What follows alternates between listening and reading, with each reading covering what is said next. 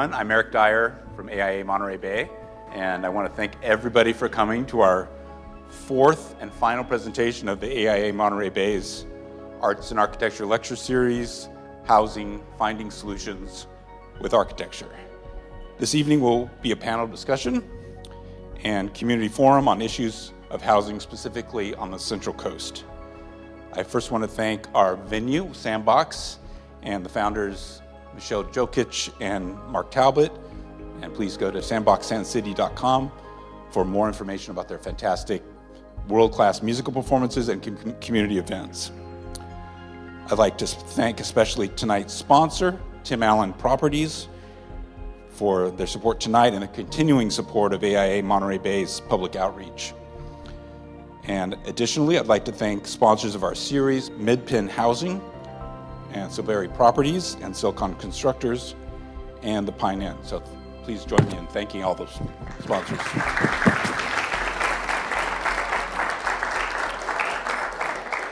We started our series with an overview of the housing crisis in California and the nation, and then we brought you partners of two of the most important architectural firms in the nation designing housing today, David Baker Architects and Brooks Scarpa.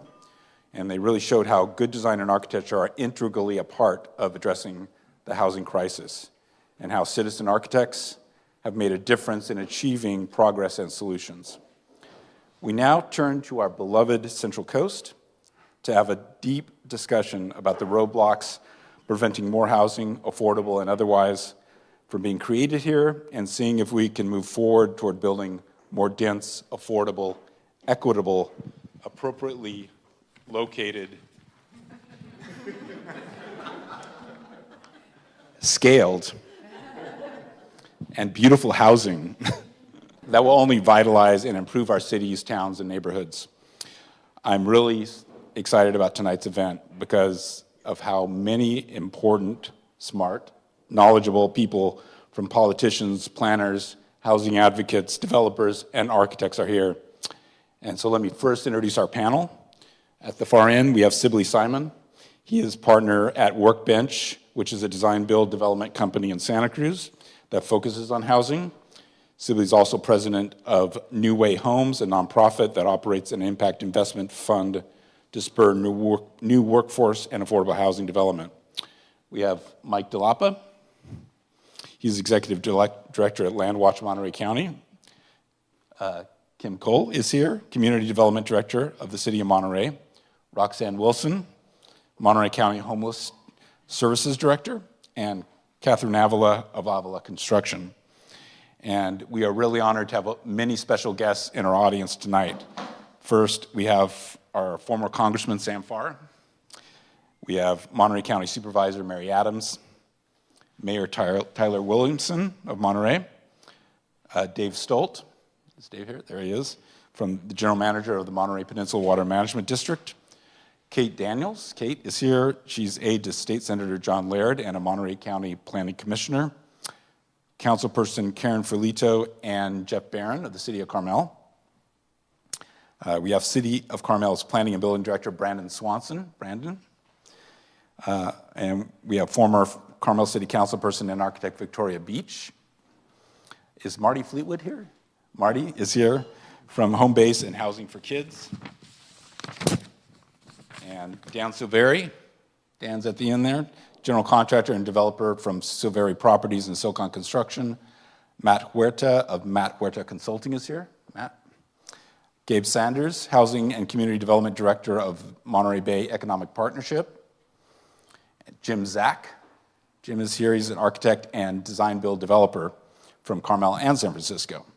And I also want to introduce architect Justin Pauly, who's past president of AIA, who will help me moderate tonight. We also got Craig Spencer. Oh, Craig Spencer, thank you. He's right in front of me.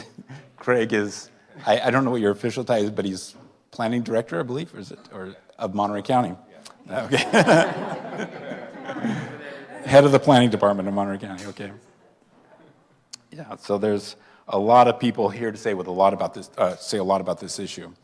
So we better get going, and I want to first start off the evening to have Supervisor Mary Adams come and give us an introduction about the state of housing in Monterey County with the help of Homeless Service Director Roxanne Wilson. Thank you, Mary. Thanks very much. How nice to get to sit down while I do this. So I'll just jump right in. You know, all you have to do is walk down Alvarado Street or maybe Lighthouse Avenue and see all of the help wanted signs in the windows of small businesses to realize that we've got a problem. There are a lot more jobs than we have people able to work in them. And one of the reasons is that it's simply too expensive for people to be able to work here, to live here rather, especially people who are in the primary economic driver in the hospitality industry. But it's also true for teachers and for firefighters and for a lot of other kind of service workers. And why is this? Well, the primary reason for this is that the wages have simply not kept up with the cost of housing. There are a lot of other things, of course, that impact housing, like water limits, sewer challenges, and the cost to build housing, especially affordable housing. Some people talk about short-term rentals as one of the problems, and I can tell you that we have data that does show that short-term rentals have a direct impact on the rental properties in our community and the ability for people to be able to afford to rent. All of this is coming to a head now because we have, at least I think it's coming to a head for this reason, we have just received the regional housing needs allocations for the years 2023 through 2031. You're going to hear a lot about this evening, I expect, and they're called RHNA. RHNA is what that stands for, the RHNA numbers. And those numbers are determined by, throughout the whole state of California, and it's how many housing units do you need to have in your community to be able to sustain the population growth. So in our county, we have, in the total county itself, we need, by 2031, 24,929 additional housing units. That's a lot. And in our, the cities all have their own housing units, and I'm sure others this evening will talk about those, but I'm only going to talk about right now the unincorporated area of Monterey County. And that means that in our area, we have 3,326 housing units that we need to either identify or build by 2031. And I focus on that area because that's primarily the area that I represent, where most of you live, I would expect, District 5. So it's going to be interesting to see how this moves forward, what we're going to be able to do, how are we going to be able to find the places to build these houses, and how are we going to be able to build them, and where are we going to find the water and the other things to make it happen. So my hope is that this evening we'll hear a little bit more about that. It's my pleasure to introduce Roxanne Wilson. Roxanne is the homeless services director. She's not homeless. The services director for homelessness in Monterey County. And Roxanne will be able to talk to us about what that element, what that aspect of housing has right now. So I'll look at you, Roxanne, and have you speak to homelessness in our county. Thank you. Can you? Yeah, perfect. Okay, so once upon a time I was homeless, not a very well-known fact, and at that time I was working 2 jobs and going to school full-time, and I was in the hospitality industry. So this is the reality of the population that we have in our community, so it really does speak to what you were talking about earlier. Again, Roxanne Wilson, Homeless Services Director for the County of Monterey. This is a brand new position that the county created. Thank you, Supervisor Adams. And before this, I used to work at the Coalition of Homeless Services Providers, which in our community it represents what's called a continuum of care. And a continuum of care essentially is responsible for the strategic plan to address homelessness in any given region. And during the time that I was at the coalition, this data is now outdated because, well, the pandemic happened. But in 2020, the coalition partnered with the County of Monterey and the City of Salinas, and we released a series of reports. And one of those reports was the housing market analysis. And part of the housing market analysis, we was able to find that for every 100 households that are extremely low income, We have about 16 units in Monterey County. So if you want to really tie that to what does that look like, those are senior citizens most of the time. And in District 5 specifically, there are quite a few folks who are starting to become homeless because they are no longer working and things of that sort. And specifically, we see a lot of women on the peninsula who are starting to become homeless. And there's nothing on the peninsula specifically for those women. But just zooming out of the peninsula, in 2022, we had found that there was 2,047 individuals that we identified on that one night that we did the point-in-time count. This does show a 28% reduction in homelessness over a series of years since 2019. But if you've been paying attention to the news, what we're also finding is a lot of people are hiding. Most recently, there was a greenhouse that was located in North Monterey County, and there's quite a few children that was in those greenhouses. And we are now starting to really uncover the real need, beyond the guy who's underneath the freeway, beyond all of the things that you think in your head represents a homeless person. We have found teachers. We have found people who are very hardworking folks with college degrees and who have worked their entire life, paid taxes their entire life, who are now finding themselves to be experiencing homelessness. So also a part of that 5-year plan to reduce homelessness, which was the culmination of all of those reports I mentioned earlier, we had found out that we need, just for homelessness, just for permanent supportive housing, we need 1,200 units for us to hit that 50% mark. So we were aiming for 50% reduction in 5 years. And I don't think that it's going to get any better if the market stays at where it's at. And I'm glad to be here, so thank you so much for, because I'll go on and on and on about homelessness. It's not my show, go. Important to start out with the fundamental issues of homes and people not having them. So, Justin, would you like to? Yeah, why don't we dive right in? And we don't want to focus too much on the peninsula. And obviously, it's a broader conversation, but any conversation that involves housing and the peninsula also needs to talk about water. And we could spend a whole night talking about water. And luckily, Dave Stolt is here. So in a couple of minutes, he's going to give us a little bit of a rundown, because if we have to meet these RENA numbers by 2031, there's no way we're going to be able to do it without addressing the issue of water. So are you optimistic, Dave? I am optimistic, and let's please not talk about water all night. And you know, our job at forecasting water needs for housing is relatively straightforward, and we've done it. And I know that there's still some skeptics in this room, so I kindly invite you to come visit with me, and we'll work on those numbers together. But basically, we're benefited with an objective third-party economic forecast by AMBAG, which is tied to the RENA cycle. So RENA is an 8-year cycle. The economic forecast is a 4-year cycle. They're in lockstep with each other. So the next time there's another RENA cycle, there'll be another, it'll be the third economic forecast. There'll be one in between. But what we're able to do, as you may recall, people use water, houses don't use water. So we get a population forecast and we get a jobs forecast through that process. And we say, we've got very good data on where we are today, where we will be with Pure Water Monterey expansion, which is now approved. And we can say, all right, let's diagram out where that's going to take us over the 25-year AMBAG growth forecast.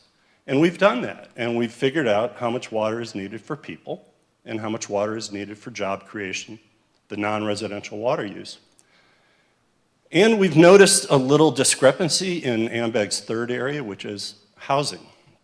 So, you know, we're looking at the RENA. The RENA document says that we have accommodated the Metropolitan Transportation Forecast, which is a 25-year document based on their own regional growth forecast.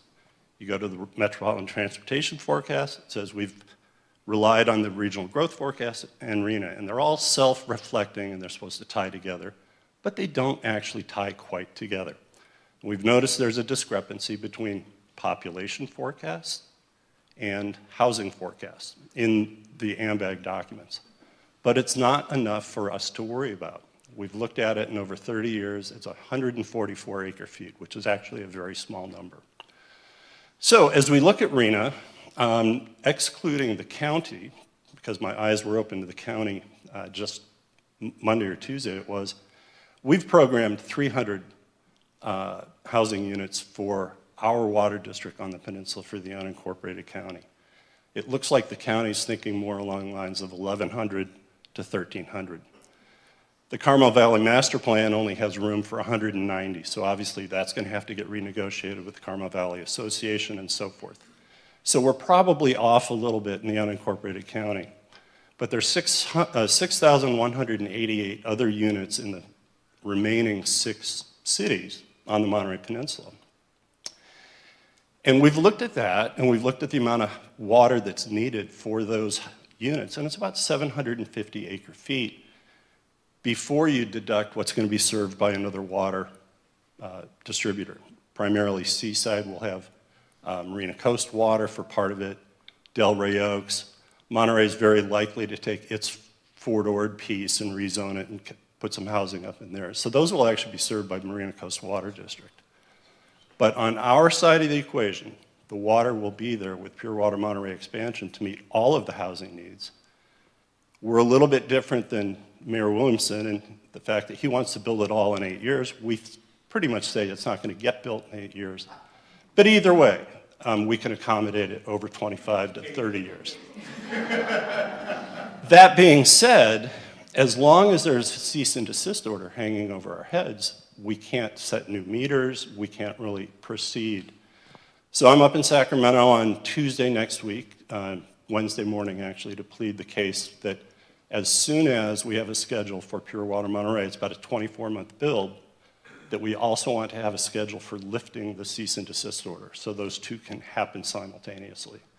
But if they don't, for other reasons, political reasons, to advance an unneeded desalination plant, for whatever reason, if it's not lifted, we're going to be stuck once again. So our whole focus will be to, really the next phase is focus on the numbers, get the assurance that the water is there. We will allocate the water to the jurisdictions. We're starting that process. We've got an environmental firm who will give us a proposal for whether it is a project subject to CEQA or not, hopefully tomorrow.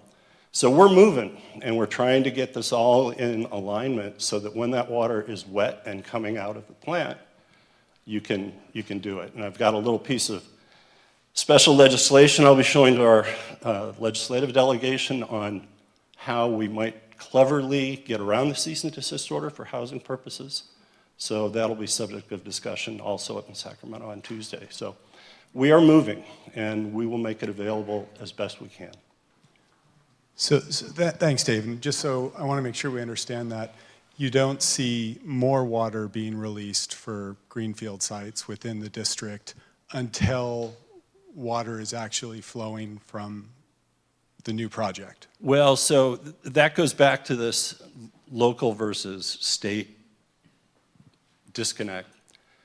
We perceive that we will probably do allocations based on current requests as long as a project will not be completed before the water project is completed. So, you know, the development timeline, if you've got a 3-year project, will be fine saying, okay, you know, but it's not our job to allocate it to housing. It's going to be the city's job to take the water we give them and allocate it based on their priorities.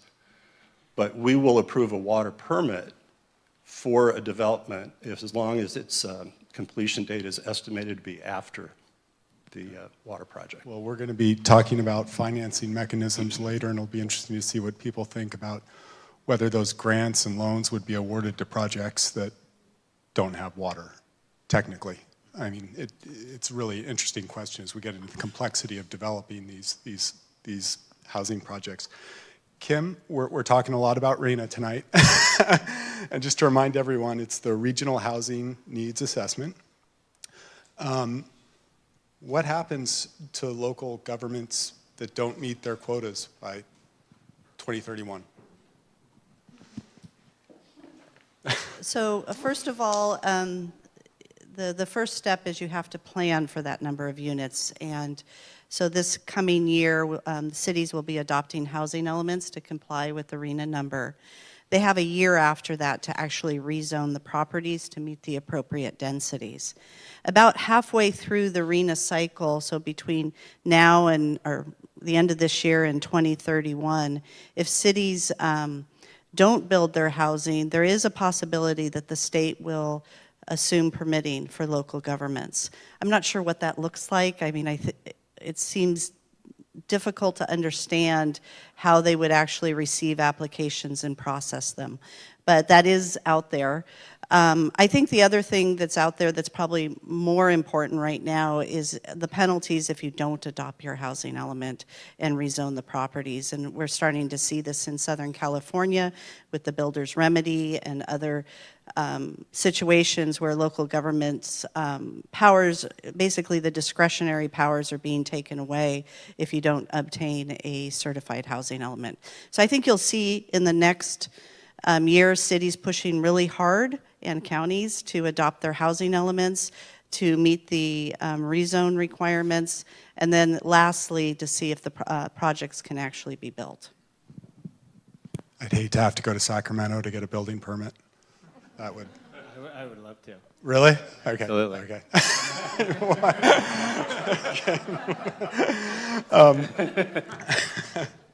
So we do it for factory-built housing. So we permit, example, we got a 121-unit permanent supportive housing project in Santa Cruz. Took us a few weeks to get the building permit for everything built in the factory, which is like 90% of the building, from the state. You know, takes a year from the city of Santa Cruz. That's a prefab unit that's being shipped from somewhere else, pre-approved by the down state. to the same level of building code, everything built in the factory, the box in the factory, to everything interior to the building's got to be permitted by the state. Mm-hmm. So they're already doing it. And then just the exterior, foundation, stuff like that's got to be permitted by the local jurisdiction. Local jurisdictions. State's way easier. That Same worked out building really code. well. You don't cut any corners. It's just way more efficient. Good to know. Well, maybe it can happen. Kim, as a follow-up to the RENA conversation, a lot of the new laws coming down from Sacramento are in essence taking away the discretionary approval process and making it into an administrative process. We're seeing SB 9, SB 35, we've got the ADU law.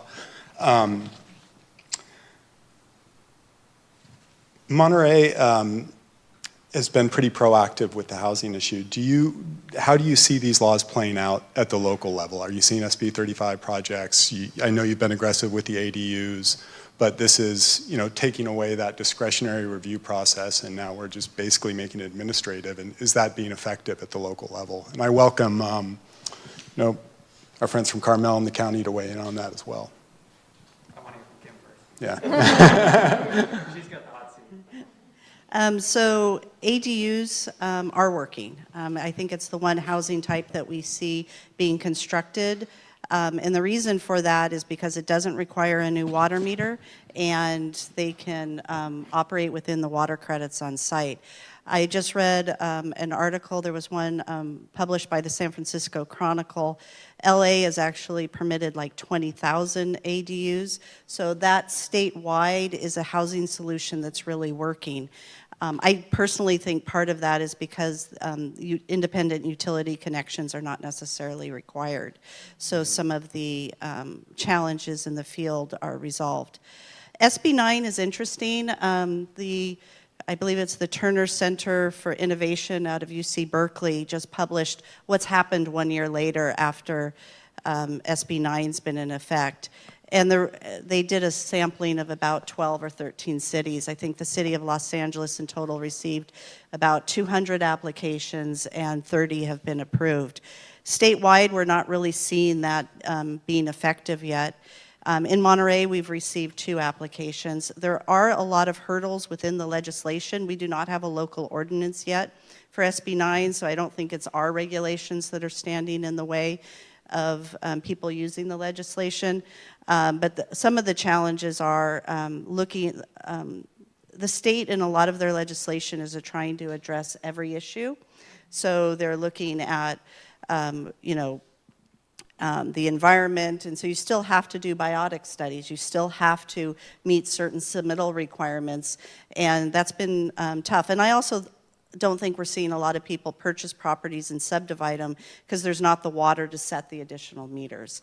So, when that changes, I think there could be a significant change in SB 9 units. SB 35, we actually had 5 Planning Commission hearings on our SB 35 guidelines for infill development in our downtown and lighthouse. We have our first project starting to look at them. That's a 100% affordable housing project behind City Hall with Mid-Penn Housing. This will be a ground lease, about 44 family units on the site, and we're just starting to test the objective design standards and whether or not they're working. I think the one real challenge with SB 35, it's once again the state going for the whole.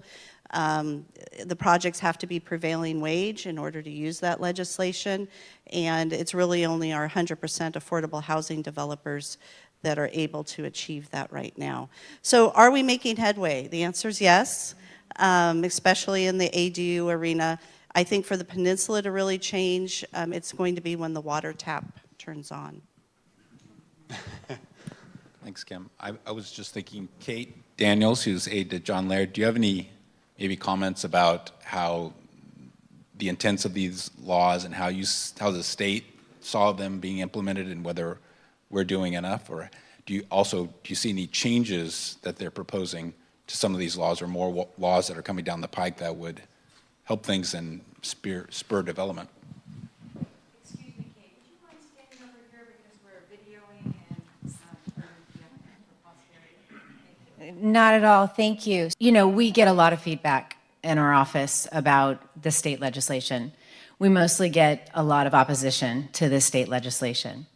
And it helps me actually understand what the legislators are thinking when they create these sort of one-size-fits-all bills, because what they're trying to do is solve a problem, right? Talk about what might be possible, give us an avenue for solving a problem, talking about what we're for, not just what we're against.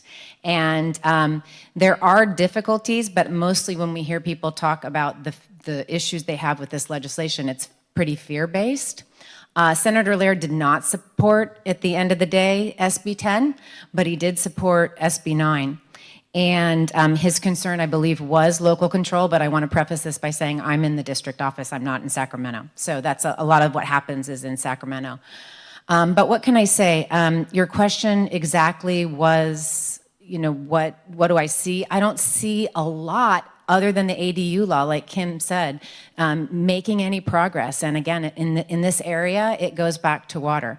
And water will be an issue until it's not, and then we can move forward and hopefully take advantage of some of this legislation, and where it will work for us, make it work and not get too caught up on what the issues are with the legislation, and because that's really coming from a place of fear, not solving a problem. Thank you.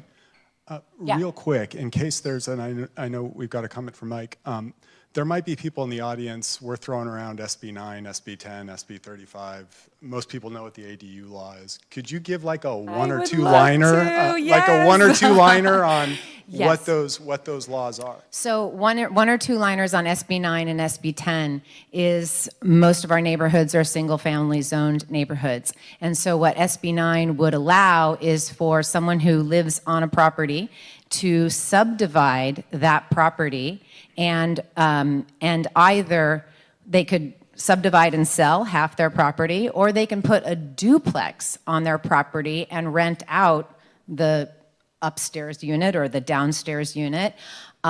If they did choose to subdivide the property one time, then that second half of the property, that landowner could do the same thing. They could subdivide their property. The owner has to live on the property, and there are some guardrails in place to try to stop it from being an investment opportunity.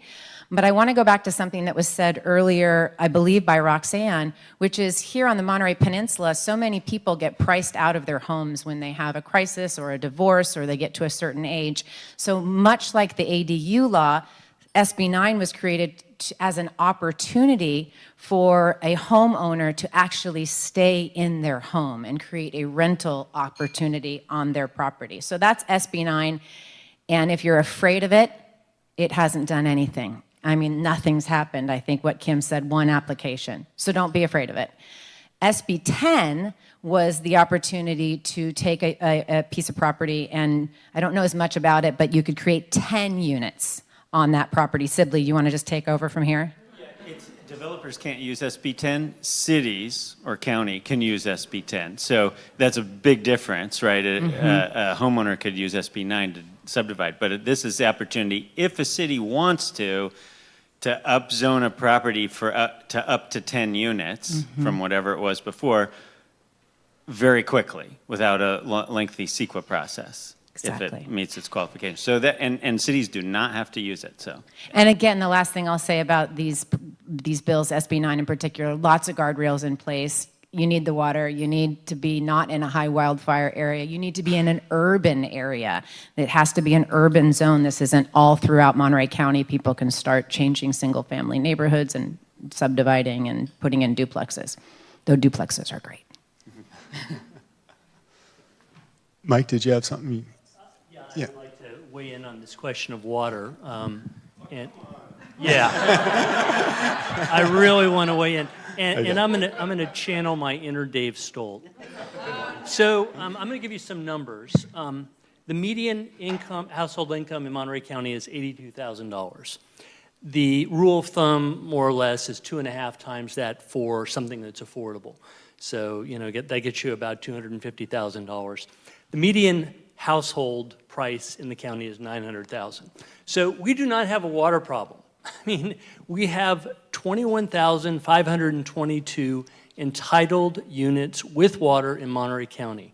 We have another 13,000 that are being proposed. That's 35,000 housing units proposed. They are completely unaffordable because they're single-family homes, and the economics makes it impossible to build those. So groups like Landwatch and Monterey Bay Economic Partners, we are looking at ways to, with our construction friends, to figure out how do we lower those costs. And you lower those costs by having more units per acre. You lower them by getting rid of the costs and risks of certain governmental regulations. So you make it easier to go in and get a permit ministerially. Have defined objective standards. So the things that we can control, we can't control land, we can't control building materials, we can't control labor, we can't control water, but it's actually not that big a deal. What we can control is density and the ease of making it possible for a Sibley or a Catherine to build. And so, those are the things we focus on. Water is a red herring. I mean, it really is. I just want to say, though, but for someone like Catherine or Sibley, if they were building on the Monterey Peninsula, they can't have an intensification and use at a certain location. They have, if the CDO is in place. And so we have to lift the CDO in order to move these projects forward. Absolutely, but if we don't figure out how to lower the price of housing, they're still going to be unaffordable. And if we build homes, they're going to be investment homes. They're not going to be places for people in retail to work. So we've got to build apartments, which are the only affordable kind of housing for people that work, for most of the people that work in our community. And if those apartments are in a commercial zone and we want to make it residential, we have to lift the CDO. So I think we're saying the same thing. We're in agreement about this, Right. but the CDO has to be lifted. Right. Yeah. Right. And the CDO stands for? Assist order, yes. And then once that's lifted, how is the water allocated? And is it the cities that make those choices, and can they prioritize housing? Yes is the answer. Should I let you talk, David? We do like counting water. So we are going to allocate water to the jurisdictions. They will have the authority to prioritize how they want to use the water. We are not a land use organization, so we're not going to limit water usage to only affordable housing. It's going to be up to the jurisdictions to do so. We're going to encourage we're going to encourage you jurisdictions, many of whom are represented here, to prioritize affordable housing. But when you look at what I call the dumbbell, the lowest income set-aside number in RENA and the above moderate set-aside, those are two big numbers on different ends of the spectrum. So chances are you're going to get a lot of above market housing. You're still meeting a RENA goal, but you're going to get above market sometimes in the cities that need the 20% or 25% set aside. So we don't want to take away that tool and just say all affordable, but it's going to be up to the city councils and mayors to do that. But we do have an allocation process that's basically in play. We hope about 1 year from now to have the allocations made even prior to the project being halfway through construction. Mike, So that's- and a quick follow-up on the 20,000, I might have the number wrong. Where, obviously they're not all in one place, but I imagine there's some large subdivisions in the Salinas Valley, there's some things in North County, like, are they bankrupt developer? You know what I mean? Like what, could you quantify that number a little bit? Well, you can go to our website, and we have it broken out specifically by project and jurisdiction. Most of them are in Salinas Valley, which is, again, sort of the same economic supply. I mean, you've got lots of single-family homes that are not going to be affordable to the people that work here. On the peninsula, I think there's still quite a good inventory out in Marina and areas that are being built, being constructed. But I hear from my friends in Marina that they're being scooped up by many of them by people from out of the community. So it doesn't to continue to build single-family homes doesn't solve the affordability problem. I mean, just fundamentally.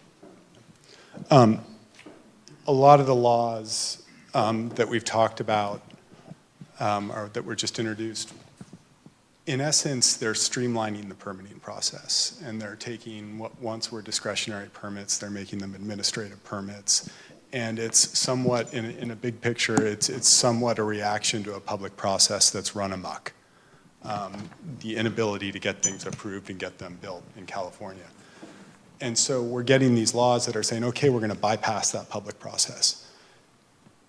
We have a rich history in America of making some pretty big mistakes when it comes to housing. Do you think in 20 or 30 years, people might look back and say, maybe that wasn't a good idea, we want our public process back?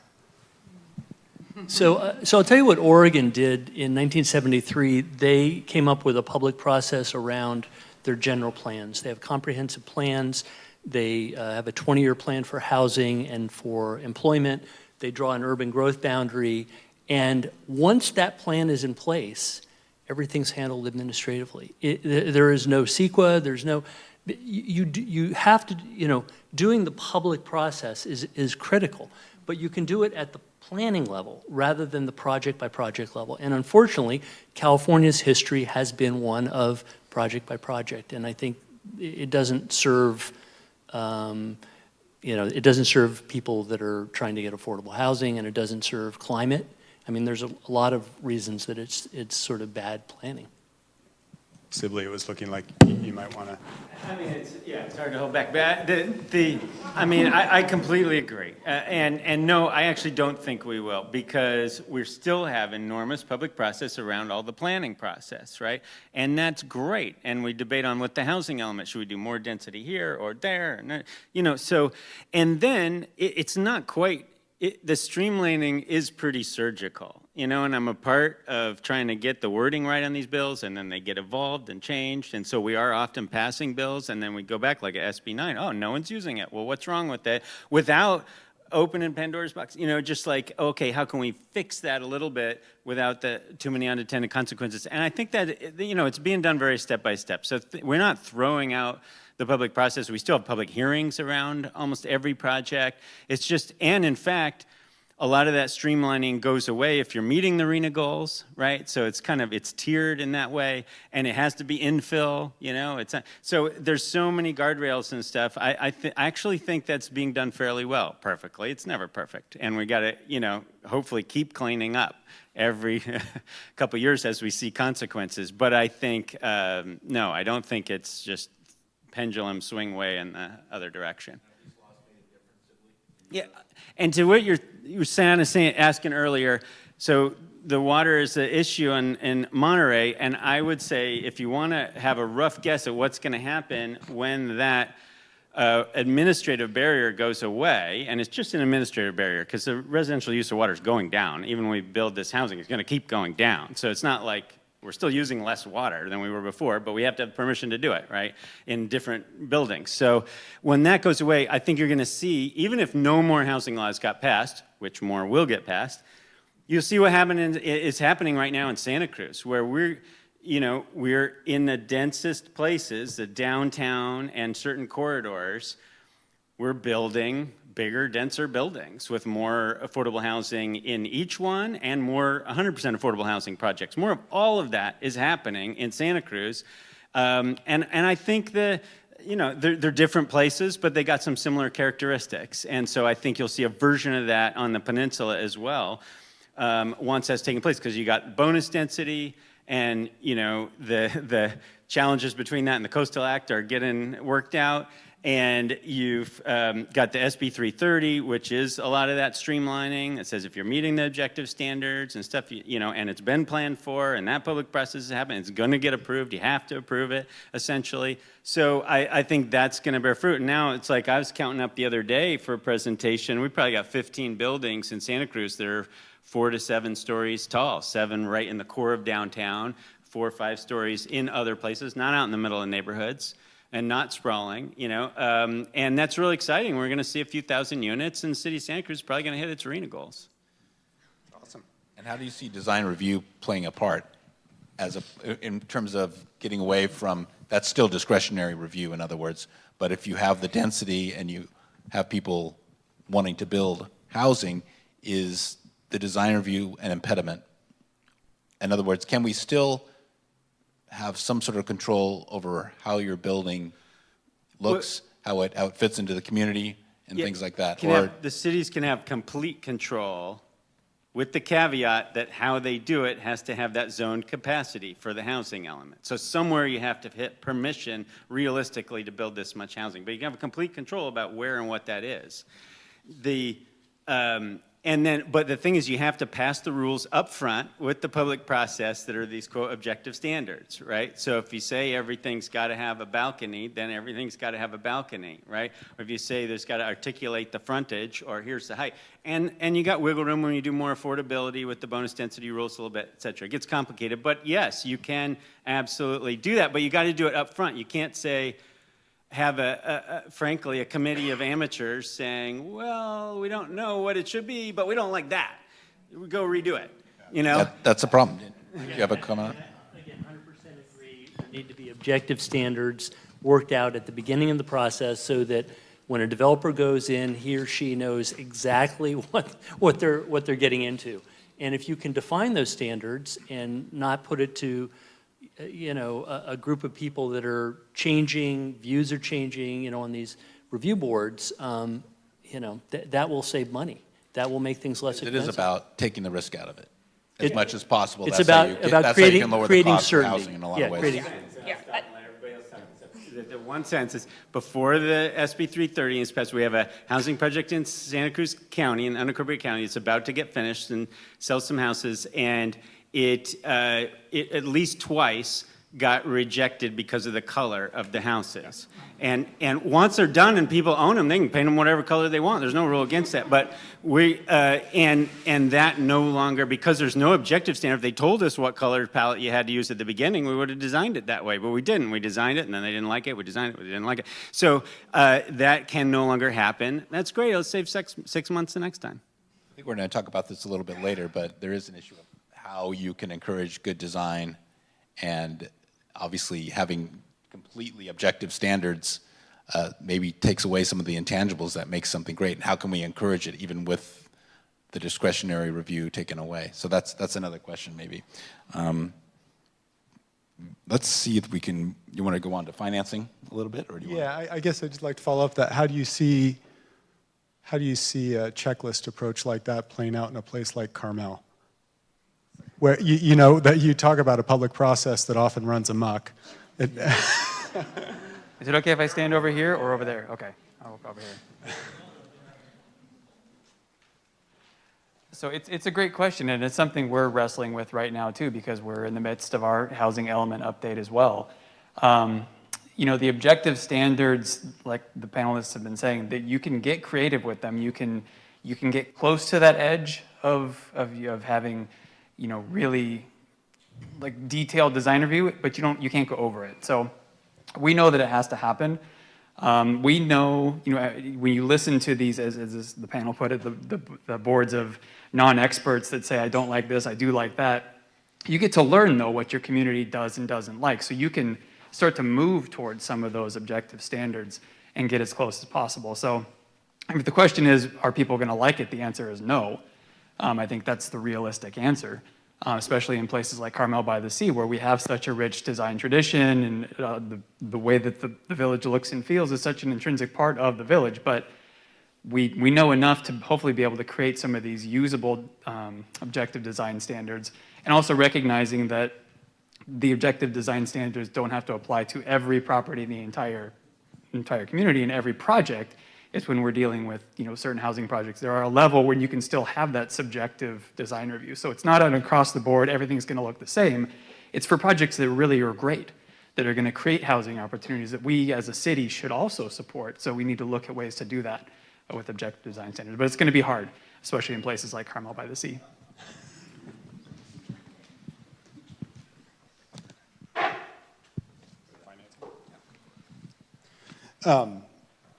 One of the things we hear from a lot of affordable housing developers is one of the big obstacles is the litany of funding sources that get poured into a single housing project. It's, you know, obviously there's the main, there's the bank funding, and then there's the low-income housing tax credits, but in areas like Santa Cruz or Monterey Peninsula or Salinas Valley, where the land prices are so high and the construction costs are so high, you need those bridge funding sources. And I was reading an Urban Land Institute article that was saying that, you know, some of these housing projects are now seeking funding from upwards of 20, 25 sources on a single project.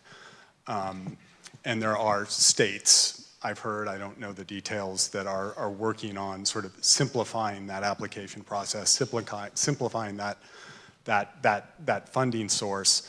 But each one of those sort of tertiary, the third funding sources, they come with their requirements for a project. And it makes it very difficult to maintain momentum on a project and get those things approved and get them built. How much of a problem, and I guess civilly, this is a good question for you, Roxanne, you may want to weigh, and I think Catherine, you might have thoughts on this as well. So. Anyone else want to go first? Question.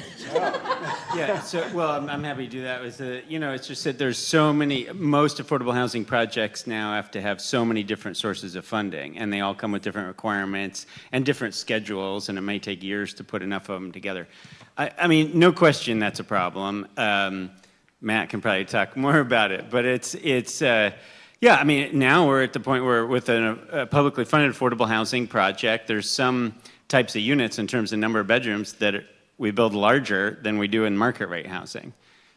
Because you're required to. Because we're required to. And yeah, I mean, it's great. People should have larger units, but it's for the same number of family members, same set, you know, and it's like, well, it's just larger. And when it's so expensive, and we'd rather make amenity space, outdoor space, community space, because that's more efficient and could still make it very livable. And that's what we do on market rate projects, you know, then it's just more cost. That's just one tiny example, but it is so hard.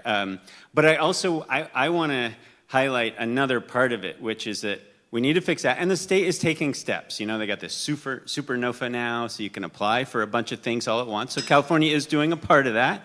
It's coming up here in a couple months. So now, last couple of years, there's a bunch of programs that all align their applications at the same time and through the state. That's cool. So it's one step.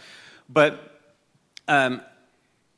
there's a big problem relative to RHNA goals and stuff, and that is that there's not enough of the public funding remotely to meet these, and I'm not saying blame the RHNA goals. The RHNA goals are accurate. It's what we actually need. And so that's what's needed to solve the problem. And now we're having to zone for what would solve the problem. That's great, removes one barrier.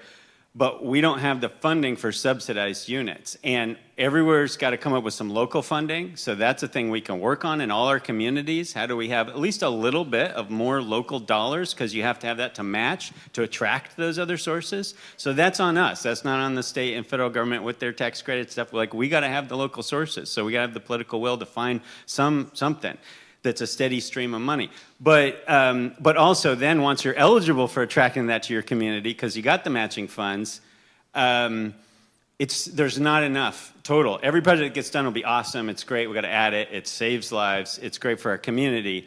But the market rate model seeks a certain return, and we'll build the higher end and a certain amount of the supply we need. That's a good component. We need to steer it toward infill multifamily, not sprawl and single family.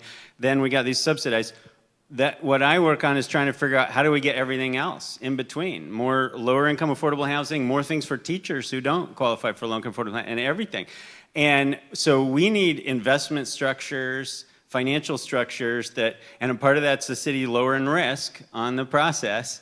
We need lower risk ways where we can attract investment that's happy with an 8% return backed by real estate. That sounds good to me as an individual. I'd love to get that year after year. But California is seen as so risky that the big amounts of money that fund housing development don't accept that. They want to seek a higher return, and sometimes they'll fail. And so there's a big structural problem because California needs $1 trillion to build the housing that it actually needs for people who already live here today. And so that's a whole nother part of it. Matt, do you want to comment? Hi, everybody. Matt Huerta again, affordable housing consultant across the Bay Area and doing a lot of statewide policy work. This is really the topic of the day is how to be creative with generating local subsidies that can attract the state and federal dollars that under our imperfect system is how we get affordable housing done. Just how many units in Monterey a few years ago that MidPenn did, how many years, it took 10 years to cobble together the funds, the CDBG and the home and this and that. And that's just a handful of deeply affordable senior units. We're trying to solve homelessness. We have farm worker housing. We have hospitality workers. We have these vital members of our community that need housing, right? And unfortunately, the gap, especially in our high-cost area, is tremendous, right? We heard home ownership, we'd have to hit $200,000, $300,000. That's not even part of this conversation. Right? This is about higher density. This conversation is mostly about high quality, appealing, neighborhood-friendly, higher density rental housing, right? That's really what I think this conversation is mostly about. Just really quickly on the subsidy, most affordable housing developers, the MidPenns, Edens, Chispas, others of the world that are chasing those dollars are competing statewide with other needs, right? In LA, in the Central Valley, Sacramento, et cetera, it's usually oversubscribed 10 to 1. You have to have a perfect application, and then they have all these tiebreakers. That's how it works right now. So you have literally about 10% chance of getting, and this is if you have everything right. This is if you have water. This is if you look great and do everything perfect, and you still will probably not get the funding. That is what's happening right now statewide. We have a tremendous crisis, so yes, let's figure out the land, the zoning capacity, the political will, all these things, but we need to solve the dollars and cents piece too at the same time. Otherwise, we could get all this other stuff done, and then everyone's gonna, wait, we all agreed. We even just said that we're gonna move forward and change our neighborhoods to allow some of this higher density, and why haven't you done it yet? Matt, I'll get some of the blame. And then I'm like, I told you guys to vote for that bond. And oh, we had to do that too? Yeah, we're going to have to probably raise a few taxes here and there, candidly. Figure out what that looks like and make sure it's fair and appropriate and sized appropriately, but everyone's going to have to do their fair share. And I just want to follow up on that because I heard Sibley saying we as communities need to come in and provide more local funds. I heard you saying state funds, which I assume are the state allocated low-income housing tax credits, are oversubscribed 10 to 1. So you guys are basically just saying there's not enough money anywhere.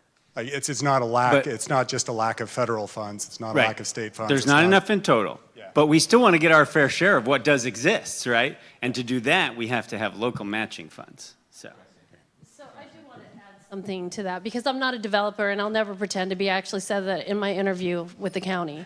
So, but I have been a part of teams. Have you guys all heard of Project Home Key? So I have been a part of those teams with the city of Salinas. And the first Project Home Key that that we pulled together, we, by the magic of God, was able to get the Housing Authority to give us 85 project-based vouchers, and that's the only reason why that project became viable. But unfortunately, it got held up because it was literally a matter of like a month. We were off by a month. If we would have gotten the award letter a month later, then we wouldn't have had to do a NEPA. But because we got it too early, now that entire project has been stalled out. And it has been stalled out for 2 years, and it still sits with only half of the population, half of the units filled. So fast forward, Salinas, who is like, oh, rock stars. Salinas decides that they're gonna go for 2 more home keys. And there are no project-based vouchers anymore that we are able to tie to this, and the Housing Authority is not going to play the games with me anymore. So the city of Salinas had to take a major risk because there is no long-term funding period to help with this population.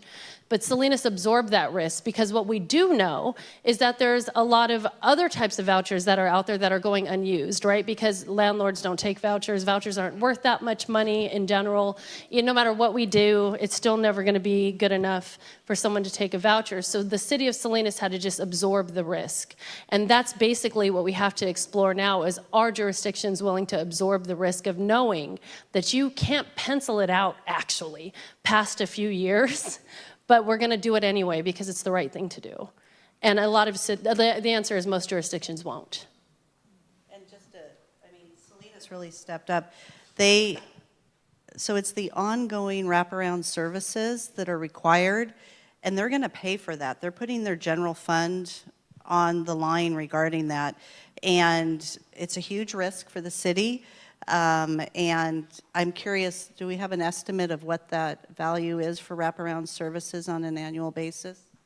I think that I'm usually really good with numbers, but at this point, I believe it's something around $20,000 a person that it'll take for permanent supportive housing. And the thing about permanent supportive housing is that it's really targeted for chronically homeless individuals, which essentially means that you have a disability, you've been experiencing homelessness for about a year, or, well, it's an or situation.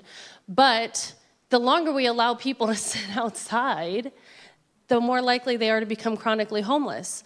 So then the expense to get them off of the streets becomes now long-term. It is a long-term investment from society to have that person recover from homelessness. So the way you fix that is by addressing housing first.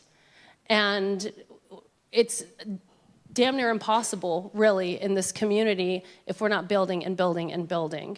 Because, I always look at my family. My grandparents came from Guam. There was 2 of them. They had 8 children. Those 8 children all need houses now. Those 8 children had 20 children, and now all of us need houses. And we just birthed another 30 kids, and all of our kids are going to need houses. We are not producing housing at the rate in which we're producing humans. So I am contributing. My family is contributing to the problem. Yeah, can I put some perspective here? I was involved in all the politics that we're talking about tonight. When I got on the Board of Supervisors, we had a drought in the 70s. And we had no way of addressing a limited supply of water and then how do you distribute it fairly. And for 205 years, all the water decisions have been made privately with no knowledge of what the private companies were going to do, how they were going to give water to Monterey or the neighborhoods in Carmel, and it was just, it was sort of under the table of we'll get water here and there. So I'd been working in the legislature, and I went up to the legislature and said we ought to create a bill to put all the water business under one roof. We call it the Monterey Peninsula Water Management District, and the only question they ever had is nobody's ever called a district a water management district. Why do you want to use that term? I said because we want to manage anything you can do with water. So that district was created during the drought, And the first thing the district had to do was create allocations for all these communities. And it was based on the historical use of each community, Carmel, Pacific, or Monterey, plus a little bit of growth. We found out some of the cities wanted to have humongous growth. Monterey at the time was visioning themselves growing out through San Bernardino Canyon all the way to, out Highway 68 all the way to Salinas and connecting with Salinas. So we said, that's not going to ever happen. So we got these formulas kind of and negotiating down to so that each town would have a formula. One of the things that I have a question is, are the people using the water, for example, in Carmel, where we have about 55% of the housing unoccupied, you said people are the water, not the house. There's nobody in the house. There's nobody flushing toilets. There's nobody taking showers because they only come for a month of the year. So there must be a difference between the amount of water that a Carmel has or a Pacific Grove has and the actual use of that water. And that should be the ability right now, before before cease and desist orders and everything else come along, that water ought to be allocated to affordable housing and only for affordable housing. And I was involved in creating not me solely, but the legislature creating the housing element to the general plan. Why? Because we have general plan, which every city and county has to adopt, and we have elements in there like the open space element and the hazard element and so on. And what we found is that the rural counties in California were taking all the poverty people, mostly hippies in those days, and shipping them out of the community. We don't have the financial resources to take care of them. So get out of town. We'll give you a Greyhound bus ticket. The legislature said, we're not going to do that anymore. You cannot export your poverty. And what we have done is we've created poverty because of real estate values. But when I was on the Board of Supervisors, we got the welfare report every year, and it was by community and and even in the unincorporated area. And there were people on welfare in Pebble Beach. My board members said, they must be cheating. I said, no, somebody's allowed them to live there. They're low-income people and need these services. We've got to stop thinking that we don't have to play by the rules, that we can export our problems. We have to solve them here, and I think we have solutions. First of all, this checking between the water allocation. Second, and what reason I came tonight is that the AIA is the answer. Because you know what we do? We sell aesthetics. That's our biggest business. That's what makes this place want to live, why we want to live here, attracting all the intellectual talent, artistic talent, because of the aesthetics. We don't want to ruin that. We can't just do sprawled out housing. It's got to be done where you have the infrastructure, you have the water, the sewer, streets, schools, everything. And I look at Carmel every time I live there, I go uptown. I've always looked at the top of the buildings there and said, there could be an apartment house on top of that. You know who did a great job of that? Santa Cruz, after the earthquake, when the downtown buildings fell down, and they had a historical envelope over how high those buildings could be. And somebody said, why don't we bust that height because it's just been arbitrary. They said, well, we're going to have to do it building by building because we don't want to affect the design. And that's exactly what they did. The challenge was, okay, we're going to build a new building here. Can we go a little bit higher? How do we design it so it doesn't look like it's a massive structure?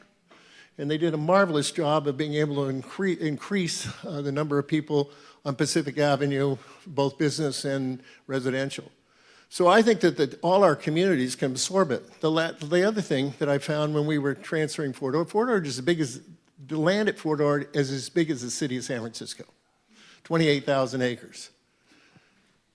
I was working for 7 years to get that land transferred, all the communities free, multi-millions of dollars. And the reason I did that is that I knew that if we had to pay for it, the only way we could buy it was to have developers come in and buy it and then get all the benefits. I said, no, because if we give the land free, we can do economic development right away. Secondly, guess what? They can build housing for almost, they can build, if they go to the developer, you can't do a gift of public lands, but you can say, okay, here are all the benefits we want from your housing development. We want parks, we want schools, we want other things. What if we discount the price to you, you give us those back free, inclusionary housing. And I tried to get FORA to adopt a 50% affordable housing. They could have done it. There's beautiful homes built out at Fort Ord by the military because they don't have to buy the land costs. The people who build it didn't have to buy the land, they lease it. They also, and this is the other biggest thing, the largest cost to housing, everything else is fixed, wages, material, cost of money. The variable is local permitting costs. You have to charge, Carmel has to charge when they build a senior house or anybody around here, those people buying that senior house have to have a school impact fee. That's nuts. None of those senior citizens are going to have babies or they're not going to go to schools. Why does that development have to do that? I voted against it. Artie was the only one on the board that did it. They said, well, you're a great liberal. I said, that's just, there's no causal connection between this fee and the schools have it. So you know what? Local governments make that fee, make the water fee to hook up, sewer fee to hook up, road impacts. You look at all the fee structure. It's all local. There's no federal fee on housing. There's no state fee that I know of. So if you would make them at the local government, you can waive them at the local government. You can make exceptions. And one thing that I really disagree with you, you admitted that you have a water, I'm cutting, this is my last sentence. You're cutting off that you have the water allocation. But you say you can't require the communities to set aside water for low-income housing. That's nuts. You have the authority in law, and before you give any new water away, you ought to say we're not going to give it to any city until they've adopted enough water to meet their housing needs.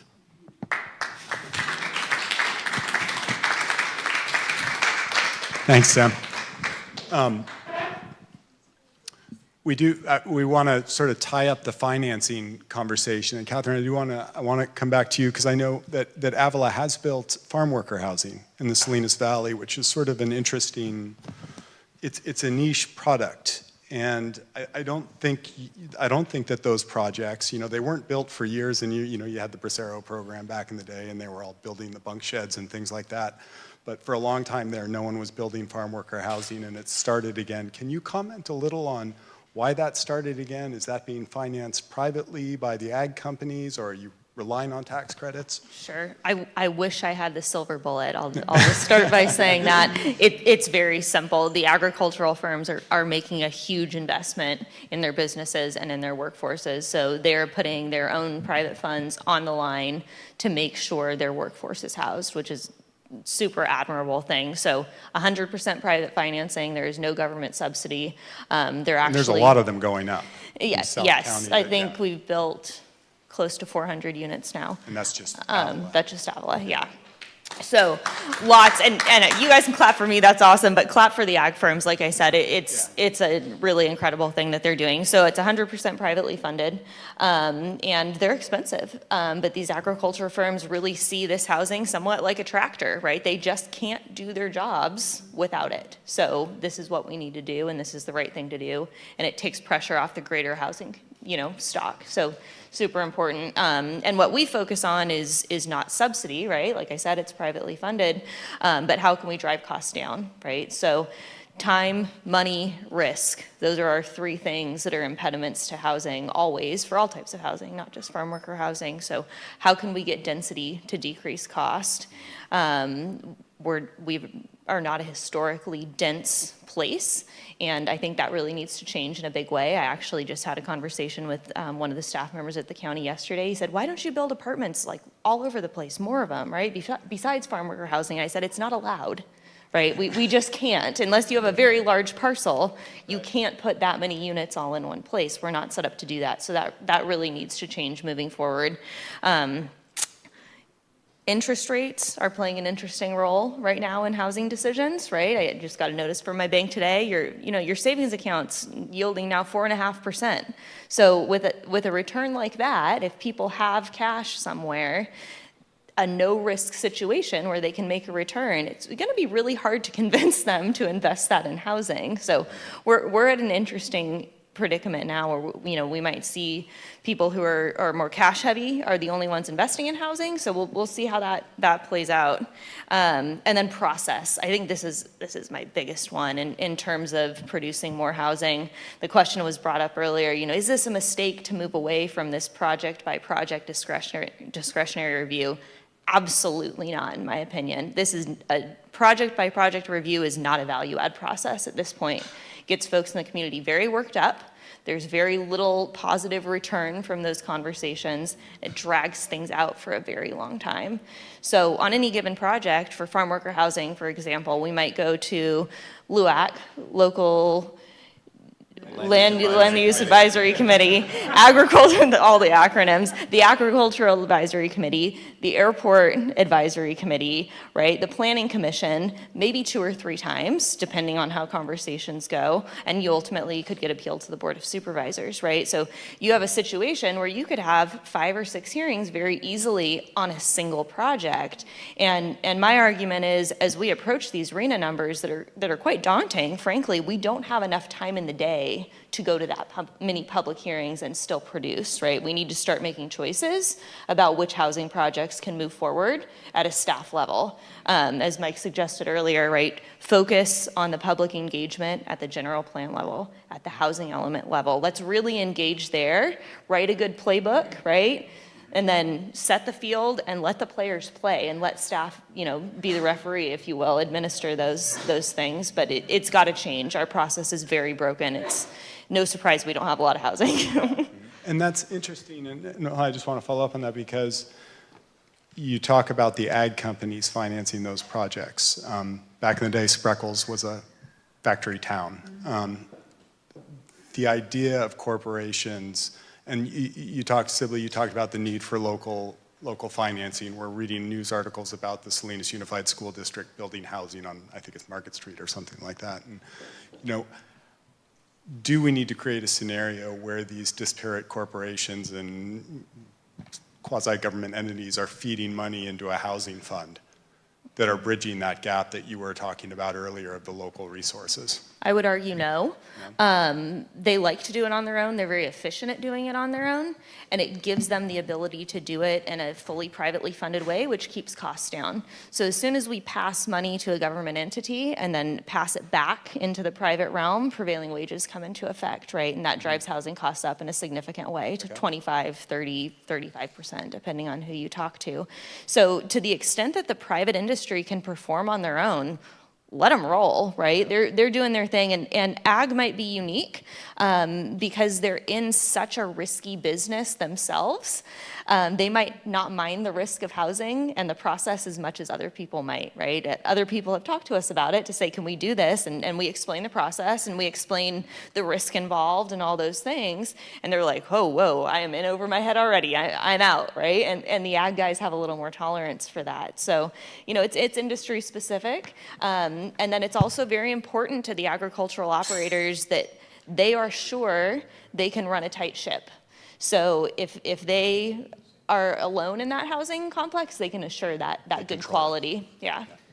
And I would say I agree with the government participation, but aside from that, yes, because we do need to do it, but just not through government. It doesn't have to be fed to the government and fed back. It can be a nonprofit. And so ag companies, I mean, they're a special case. They got land, they have a lot of employees, that are very low income, et cetera. So it's great, they're doing it. But so many employers, that's not the situation they're in, but they're still facing the housing pinch.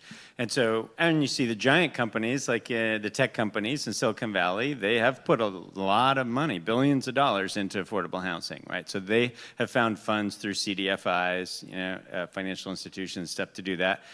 Little New Way Homes, we're trying to do that. We have Common Spirit, the hospital network invested, and a little bit of Facebook, and some restaurants, and some, different employers they're not going to build their own housing, but that can put money in and get access to workforce housing that we create. So try and do that, and other people need to do that too. We have a couple of more important, Dan, do you have, but this would be a subject for, I think, Dan and Catherine and Sibley as well, but we want to have a couple more subjects in the amount of time we have left, and one of them is construction costs. And obviously we know around here it's gone insane, it's gotten even worse during the pandemic.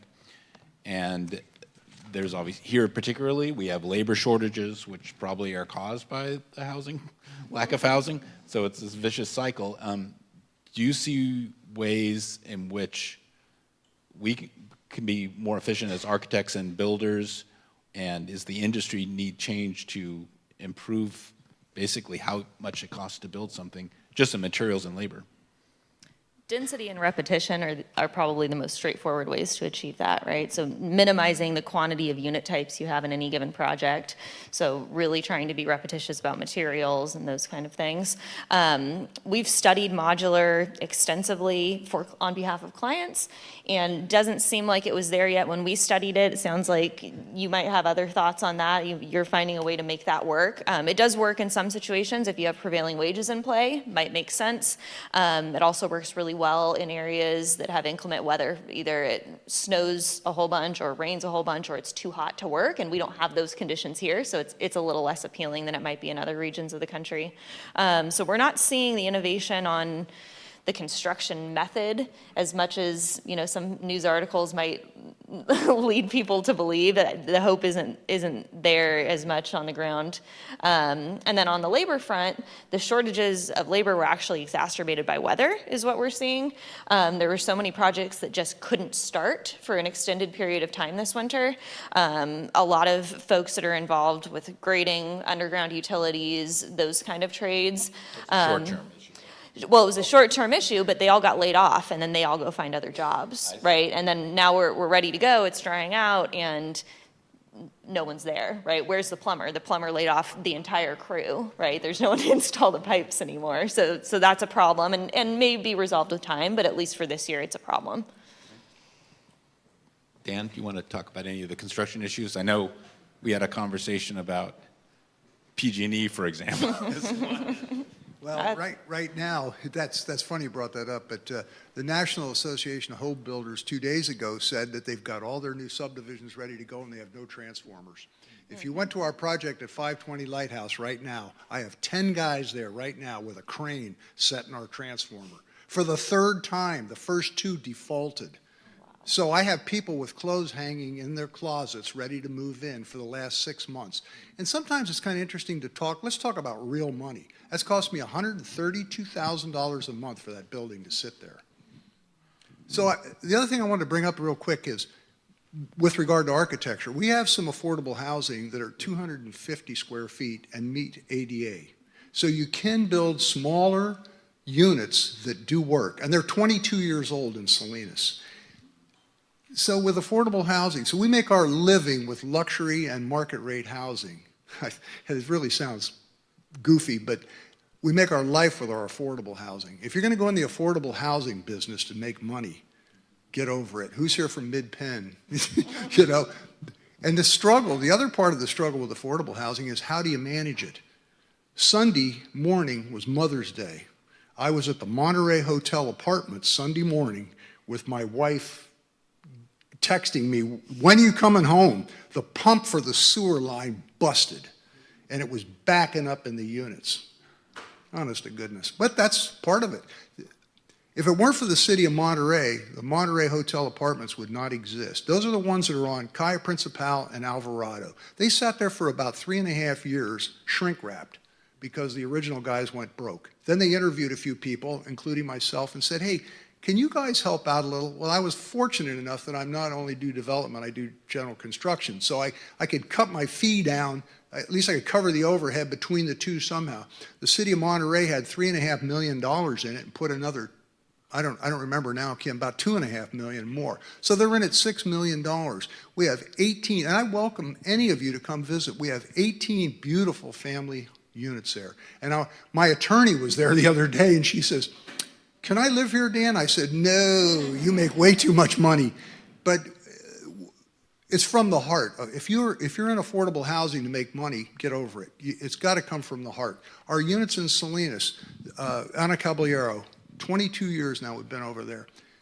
Anna helped with the city. They gave us the land worth $1.3 million. Then they gave us $250,000 to do the pre-development. Then, being a knucklehead that I am, I tried to not hire a consultant and get the tax credits. It took me 3 years. Finally, I hired a guy to do it, who's Pat Sablehouse in Sacramento, a great guy, and is still working with me.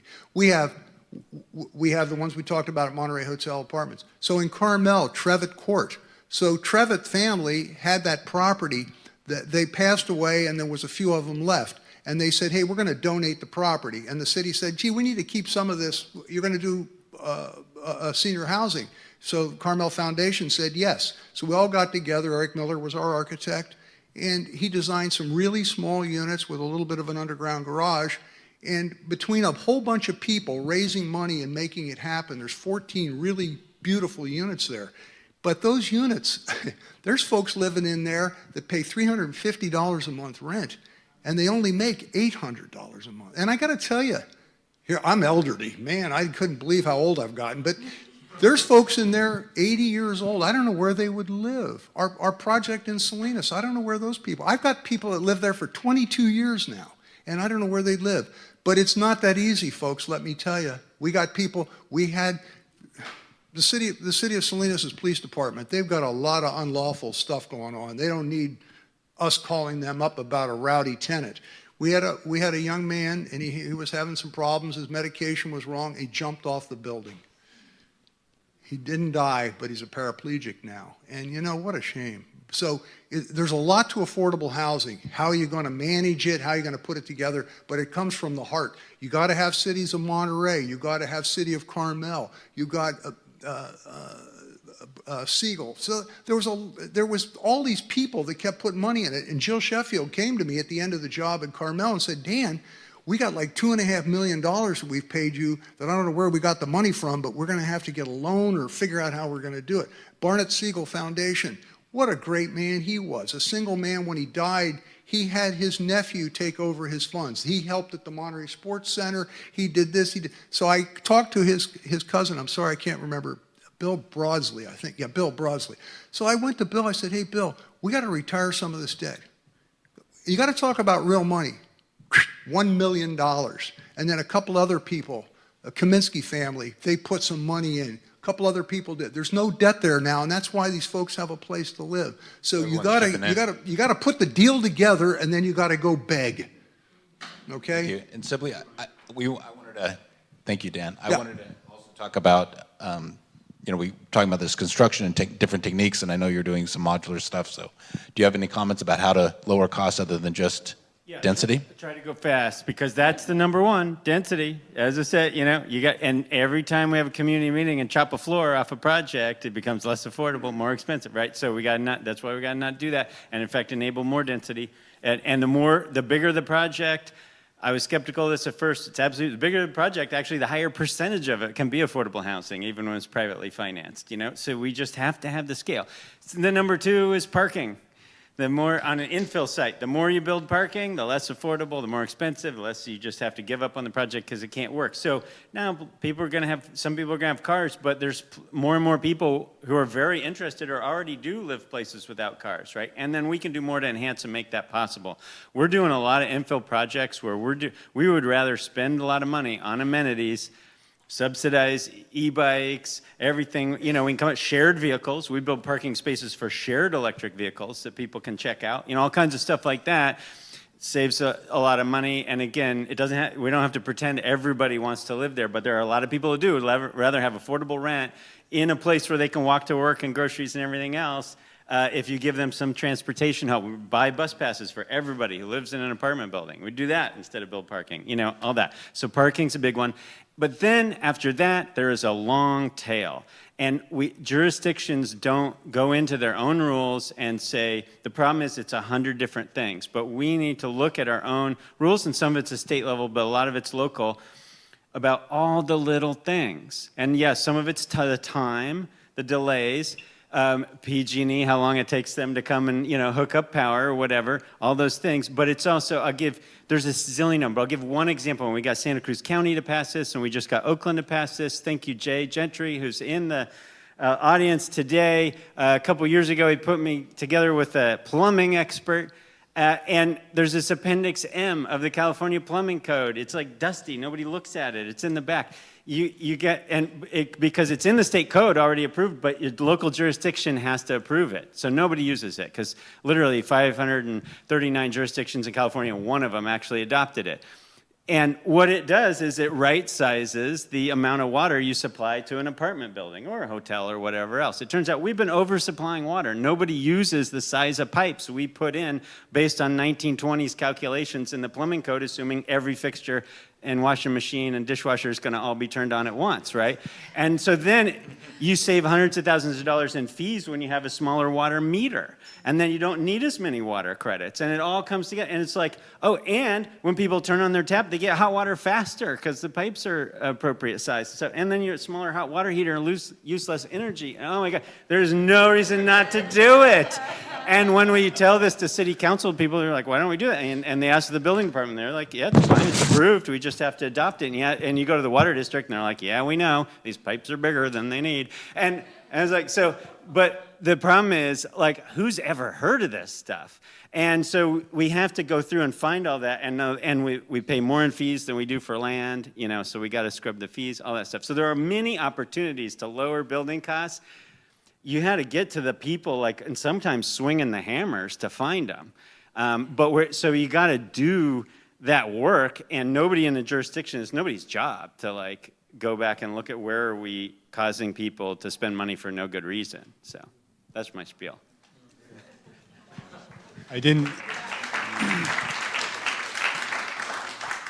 So it's interesting. I didn't hear either of you overly concerned about innovative or alternative building techniques. It's really about, you know, regulations and how can we improve the codes. You don't see a future for modular, prefab, mass timber. Do. Do you see that getting implemented too? Any of our buildings that are of a certain size, where the building can be a certain shape with repeatable units, we're now using modular. Like Factory OS is really great and stuff. It has to be a certain scale, and that's another reason. That's another tool you get in your toolbox that may work for a project. And we did a really in-depth analysis on that 121 unit project in Santa Cruz, and it was 10% less building costs. Okay, not 30% less, but 10% less going with the factory. And that was even, you know, they pay union wages, et cetera.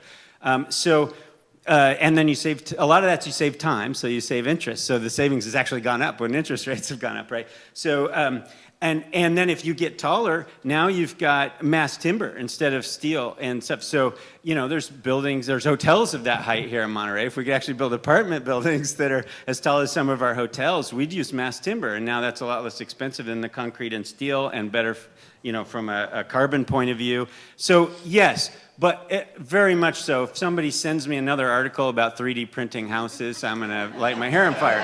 You know, so it's slow, and you got to evaluate, figure out what's going to work for the right project. But there are things coming along. Yeah.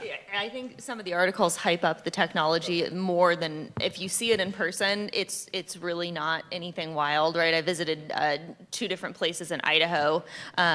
Historically, were modular homes in, you know, the double wide modular home sense, and have kind of retooled into building modular apartment buildings, Gurdon and one other. Anyways, and it's basically a Costco-sized building with a bunch of carpenters, and they're just working inside instead of outside. Right. There's no automation. There's really no smarts to it. That was about 5 years ago, and since then I visited Factory OS in the last year. So funny you mentioned that one. I visited their factory as well, and it's getting way smarter. So it may just be that technology needs some time to catch up and to build in those efficiencies and to use the computer automation to their advantage, whereas 5 years ago, like I said, it was a bunch of carpenters in a building, and then you have to truck that component halfway across the country, and it's not that useful. So, I think I want to turn a little bit now to other types of housing. I mean, there's workforce housing and affordable housing, which we've talked a lot about, but the housing in our area has gotten so ridiculously expensive. I don't know what the average house in Monterey is,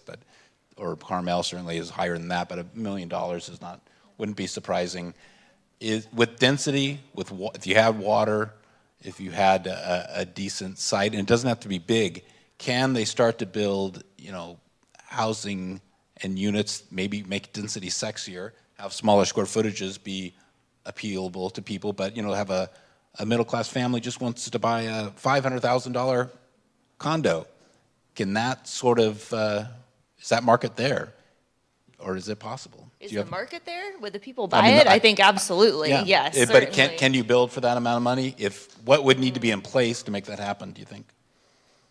I think significant density. Yeah. So, you know, we got to be getting into that mass timber or at least a 5-story wood frame, you know, and then fees, like I said, are an issue. They kind of, you know, you might spend $50,000 per unit on fees. Well, That makes it harder, right, to hit that. I think we can get really close to that $500,000 if you also find capital that's not looking for a 15% return on its investment. You know, there's some big ifs there, but yeah, that's right where we can get. What if you put an ADU on a roof? On a roof? It's already, the infrastructure's all there. I mean, the structural engineering permitting you have to do to go one more story on a building that wasn't worth it, unfortunately, with earthquake codes, usually is going to say no. I'm not never, but unfortunately, adding one unit to that, I mean, I love it. You see it in New York City some, but it's not going to be permittable. So the numbers we typically hear are $350 to $400 a square foot to build, construction costs. So, you know, run the numbers and, you know, you can figure out what you can actually build. But more importantly, I think the point is, if you build more condos and for sale units here, they will be scooped up by people outside this area. I mean, that is what has happened consistently. This is a great investment location. So if you're concerned about affordable housing for people that actually work here, that's why we suggest that apartments and rentals, you're not going to have that same investment drive. You know, so. The other model, if you want to have ownership to allow co-ops, and you know, there's a couple really cool buildings in Santa Cruz that are that. So they're like tenant in common ownership, and that really preferences people who are actually going to live there full time. A lot of times you get senior housing that way or different things. So I think there are other models, but again, then somebody's got to do a project to allow it. But then, I mean, there's that issue, but you want people to, young families that want their first house, is that even possible then to buy it? I mean, you're saying that investors from out of town would come in and buy it. Yeah, and push prices up. I don't know what the I mean, I think you have to look at a laddered approach. I mean, people start in an apartment, they save some money, they buy a condo, probably not on the coast. I mean, you know, the coast is just, it is crazy expensive because everyone wants to be here. So you've got to think about, you know, other locations to build equity. I mean, you know, if your dream is to build equity here, it's going to take a lot of years to generate the savings to move to a place where, you know, housing is just off the charts.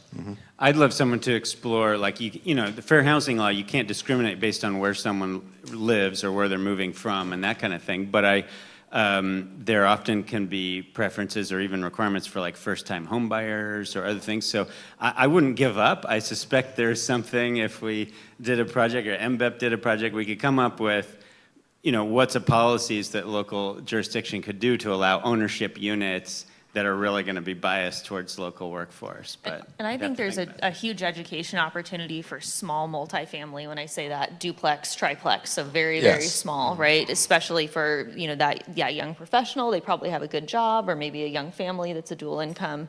You know, on a per unit basis, those units are often a lot cheaper than a single family home, and automatically people go, oh, well, I can't buy a duplex for $1.2 million. So instead they look at the $900,000 house, and it's like, well, that doesn't make much sense on a per unit basis, right? But they just don't know how the math works, how they can make that work for themselves. So that might be an opportunity that, you know, any organization could put together. It could be the AIA or the Chamber of Commerce or the County of Monterey to educate folks on how can they do that and how does that financing piece work? Because it is a little different than a single family home deal, right? You become an investor, essentially, an owner-occupant investor, but it works well. I mean, we've had employees in our company that do that. Once we teach them how to do the math, it makes a lot of sense, right? So. Yeah, and I think these smaller developments that can happen are really, need to be part of the equation, because I think these smaller pieces are what historically have made cities more vital. There's more variety. There's more, it's not just the big, massive housing block with 140 units. There's these 10-unit, 5-unit pieces that begin to build your city. And if you somehow create incentives at the city structure to make that happen, whether it be water, whether you increasing the density on certain lots, maybe the height limit can be adjusted, maybe that can be incentivized to happen more. And like you say, the financing can be supported more. Jim, you've done some of this in San Francisco and other places. Let me just give you, I'll let you talk about how you're able to do it, and maybe you see possibilities here, I don't know. San Francisco is a unique problem in terms of permitting and land costs and construction costs, all the things you've talked about here. We've done small scale development, 1 units, 2 units. I have a 12-unit project I'm working on now, and it's just stuck. It doesn't make any sense. It doesn't pencil out at all. We've looked at it as 4 stories and 5 units. We've looked at it as density bonus with 7 stories and 12 units, and it makes no sense to build it. The day it finished, you'd be losing money renting it or selling it. So we're sort of stuck. And that is market rate. I mean, to get the density bonus, you'd have to get 2 below market rate units, and so that's part of the equation. If you keep it under 9 units, then there's no affordable housing or inclusionary housing. But the math on that one works to go from 7 or 8 units to 12 or 13 units and only have to give back 1 or 2 units, so it would actually work. But it just doesn't pencil out. So smaller scale, it can work, but in the last few years, it's also become more difficult. I'm an architect and a builder and do some development. I also have developer clients, and I've had clients who come to us and we entitle projects, and they say, you want to partner with us to build it, and we do the math and we look at the numbers, and it's like, no, this doesn't work. I'm happy to design it for you, happy to get you a permit, but from a development standpoint, for a number of people to take their piece out of it, it's just not affordable. It's not economically feasible.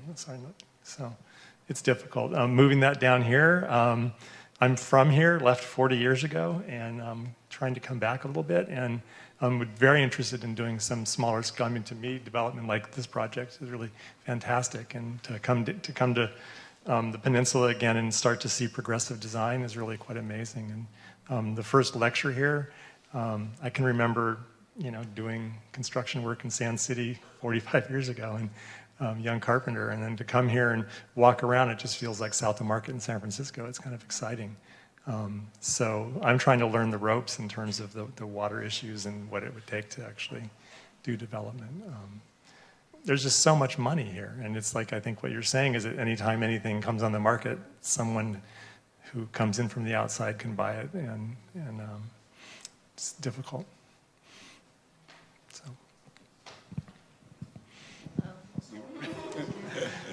Thanks, Jim. I mean, I think taking this building as an example is a really wonderful way to look at that. Jerry Lomax came in with Bill McLeod and Brian here, who's around, and of course Greg Hawthorne, and built this building. And this is the sort of small scale thing that I think can really make communities. I think it really started to make Sand City something.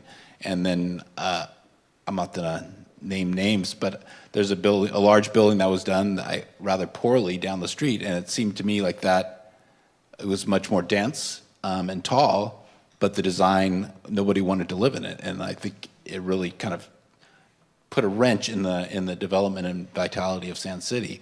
So I think that's just a point that good design, I think, can matter and needs to be emphasized, and hopefully people on the development side and on the city side can appreciate that. Yeah, I think we've learned that that design sells most of the time.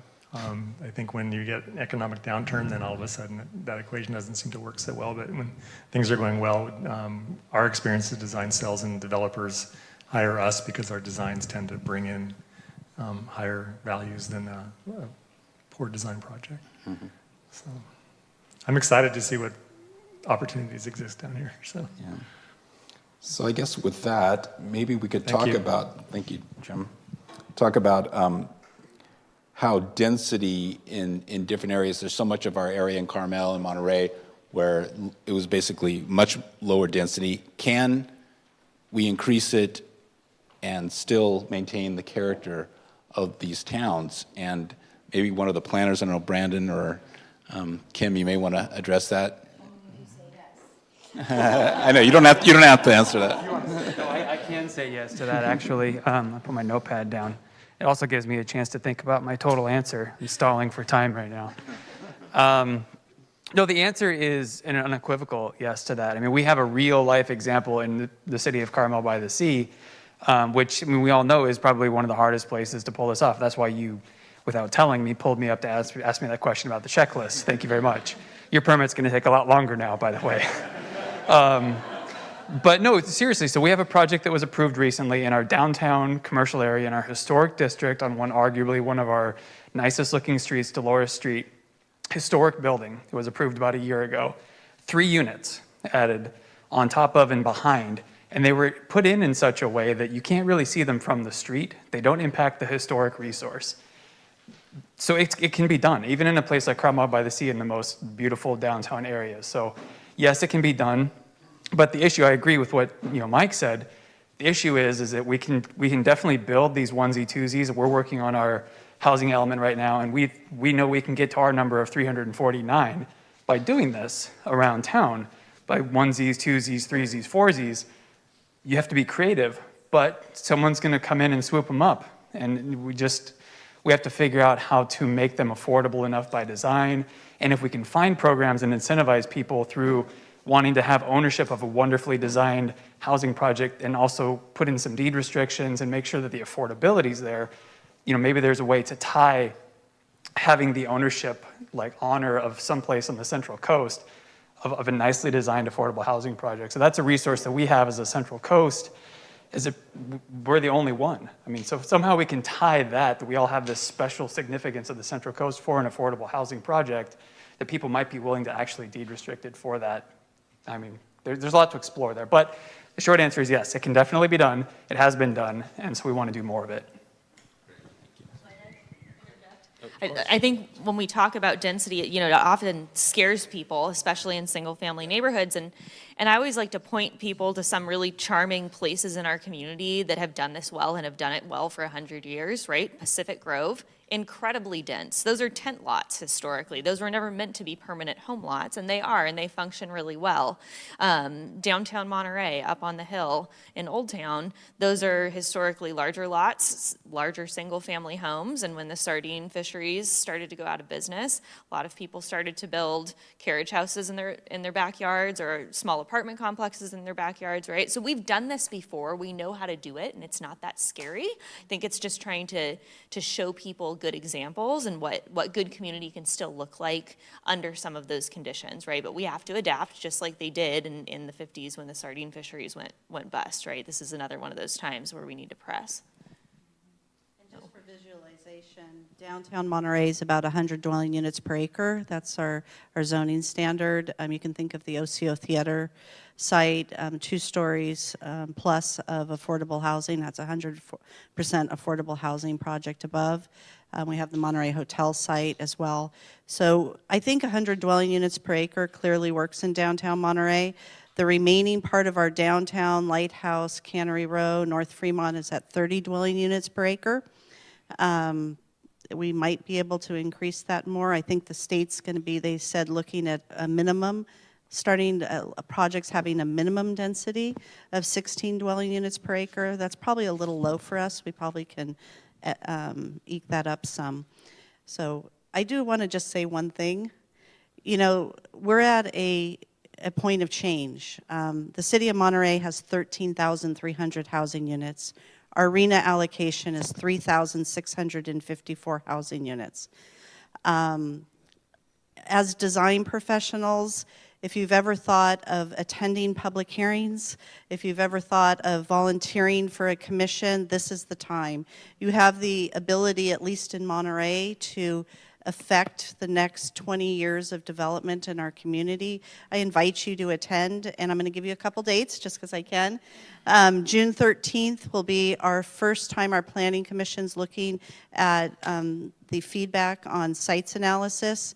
We're then going to push to June 20th in front of a joint meeting of the Planning Commission and Council, and June 28th to hopefully get a preferred alternative for adequate sites. So if you want to influence where housing's being put in Monterey and the density, please come.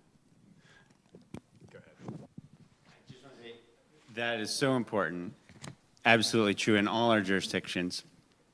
And as you do, I just want all of us to be leaders of the idea that we love beautiful buildings and we want them and we should find ways to make them, but character of our communities is at least as much about who lives in our communities and the people. And so I always have this little reaction when we say character and we mean exterior design of the buildings. That is important. It should be beautiful. It should serve a lot of purposes and be functional as well.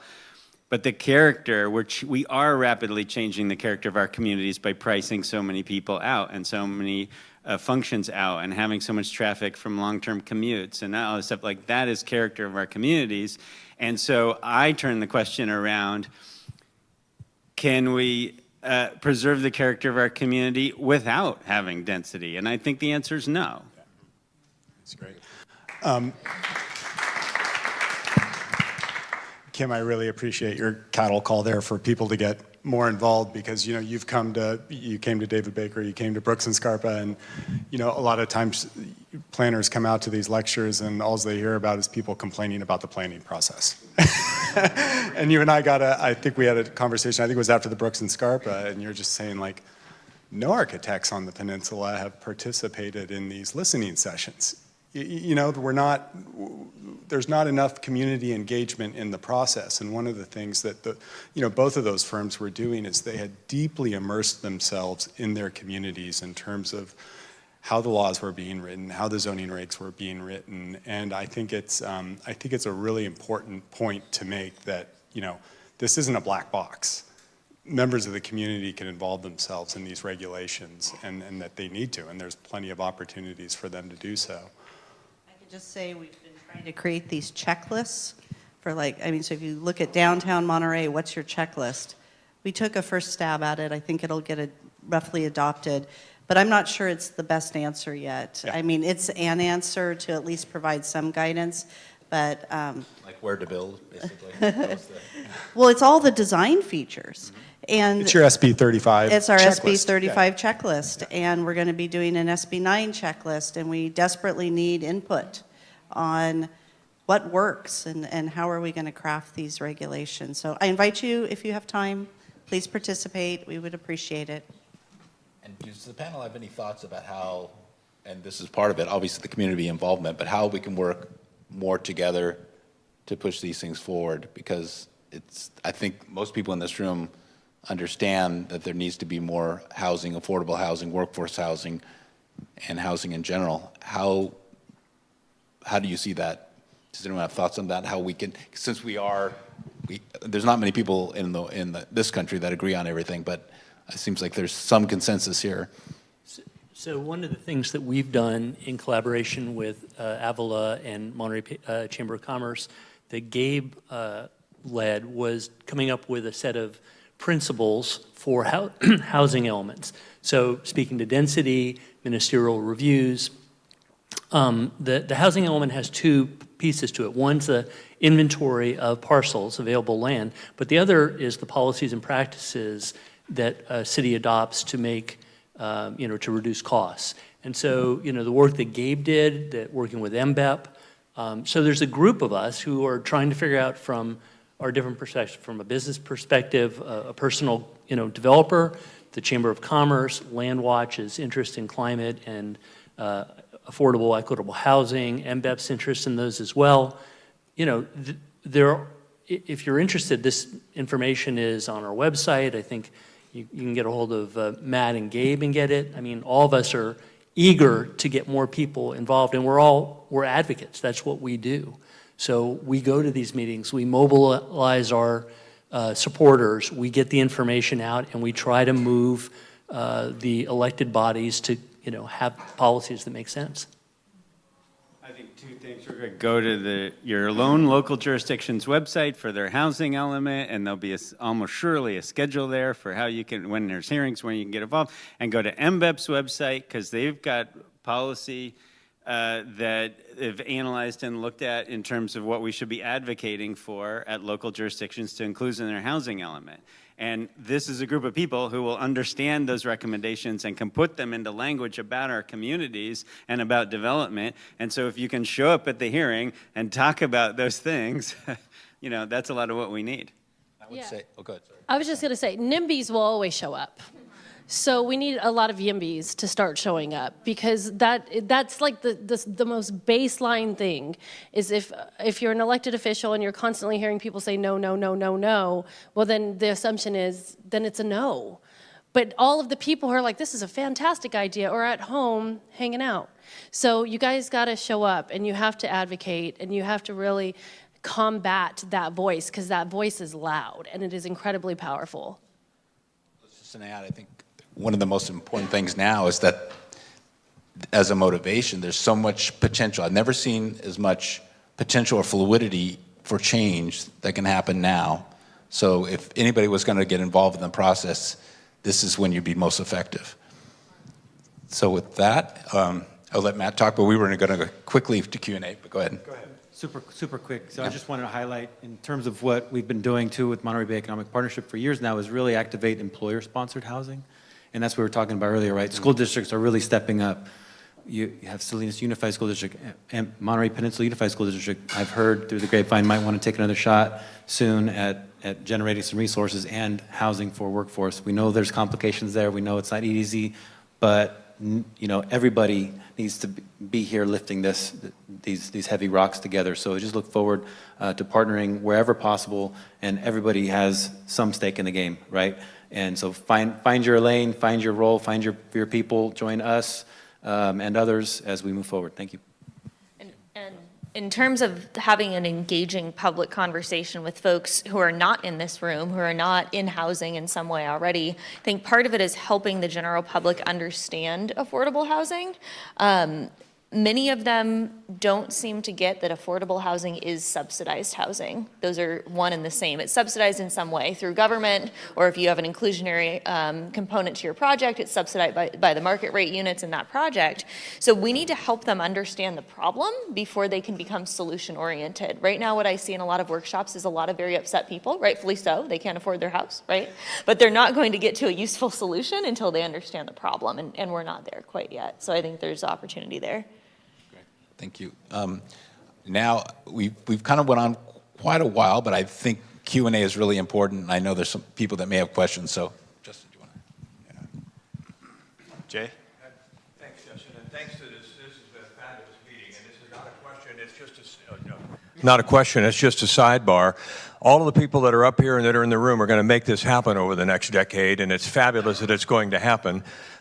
It is possible, we know how today to build multifamily buildings that are 50% more efficient in terms of energy efficiency, 90% more better indoor air quality, and dramatically more resilient at no additional cost if you know how and you start from the beginning.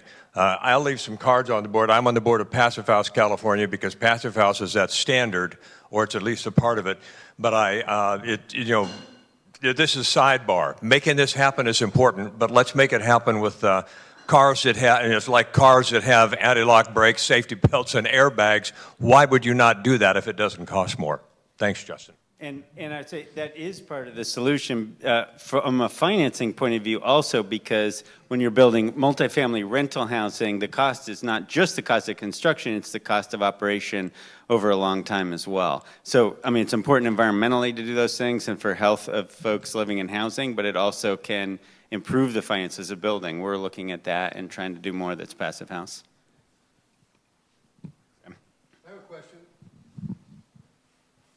We charge out-of-state students to pay more at our state colleges and universities. Why don't we require people who are out-of-state buying homes here but not living here a fee, just like we do out-of-state students? Federal and state law. Well, we're politicians. We change that law. Yeah, you work on that. Well, also, so there are vacancy taxes in various cities. They're a challenge, but there are cities that do have vacancy taxes. Why haven't we done that here?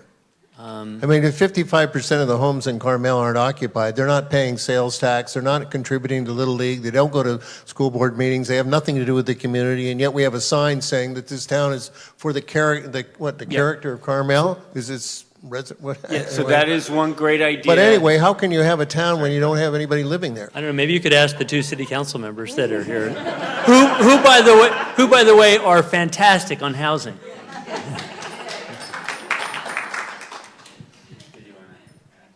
I think one of the answers to that question, I mean, we're starting to explore that. San Francisco is right now being sued over the issue, and I think a lot of us are really waiting for that court decision to see the legality versus adopting the ordinance and getting sued.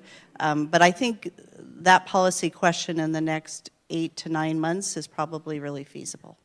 And a vacancy tax, yeah, it's one of those options that should be on the table for how do you get that local match to get more state and federal affordable housing funding. It's hard to get past the voters on the vacancy tax, but some places have done it, and it has to be written correctly, you know, and stuff. But I think that is one really good option. Well, the people who are against it can't vote because they don't live here. Sibley, this is a question directed towards you. Hi, I represent Community Homeless Solutions, which is a nonprofit agency, and also work with some of these panel members to help educate folks on these issues. So what is it about Santa Cruz? So if we're talking about this being a tipping point now, where there's a need for greater entrepreneurialism, out-of-the-box thinking, I took issue with you using the word, how do we maintain? We're not in a maintain mode here. We're in a change mode. We're in a thinking differently mode. We're in an adapting different ways of doing things. Sustainable building and green building and all that. So what is it that's happening in Santa Cruz? What dynamism is happening in Santa Cruz? And I guess I'm focused on members of the public that might be embracing your projects, or the city council that's embracing. What is happening differently in Santa Cruz that we can learn from, take from, and bring to our more conservative environment here? We need to change the way we think about community. You mentioned community. We have to think differently about what community means to us. I'm sorry, sounding very passionate about this. I'm sorry. I've never heard Santa Cruz held up as an example on any of these kind of issues.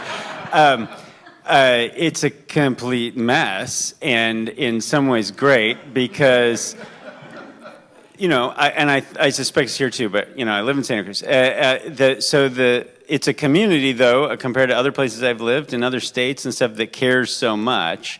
So every person there cares so much, and you can get a lot of great volunteerism that way. That's wonderful. But you also get complete inability to agree on almost anything. And yeah, it's state laws, all state laws. So Santa Cruz couldn't get anything approved for 30 years. And every project got sued under CEQA if it did get improved, like literally anything of any size. I think our permanent supportive housing building was the first project, more than 20 units, and it's 120 units, approved in decades that didn't get sued under CEQA once the city approved it. But also very few got improved. And so it just had the conditions where demand is really high, including from a bunch of high wage earners, you know, from who commute over the hill or work remotely over the hill to Silicon Valley, and then you've got university, et cetera. So you got the demand side that you can, even though the costs are really high, you can build and have inclusionary housing in a market rate building, even when investors want a relatively high return. So first of all, you got that. And then second of all, the roadblocks it had that were stopping things from being built are the ones that were addressed by the state legislature. So that's not the water roadblock. It's not in Salinas, where building costs versus market rents don't add up. So you can't really do a market rate apartment building with a bunch of inclusionary housing in most cases. It's, you know, so it just like, it had things stopping it, and that's the things the state legislature addressed, and so poof, all this is happening, right?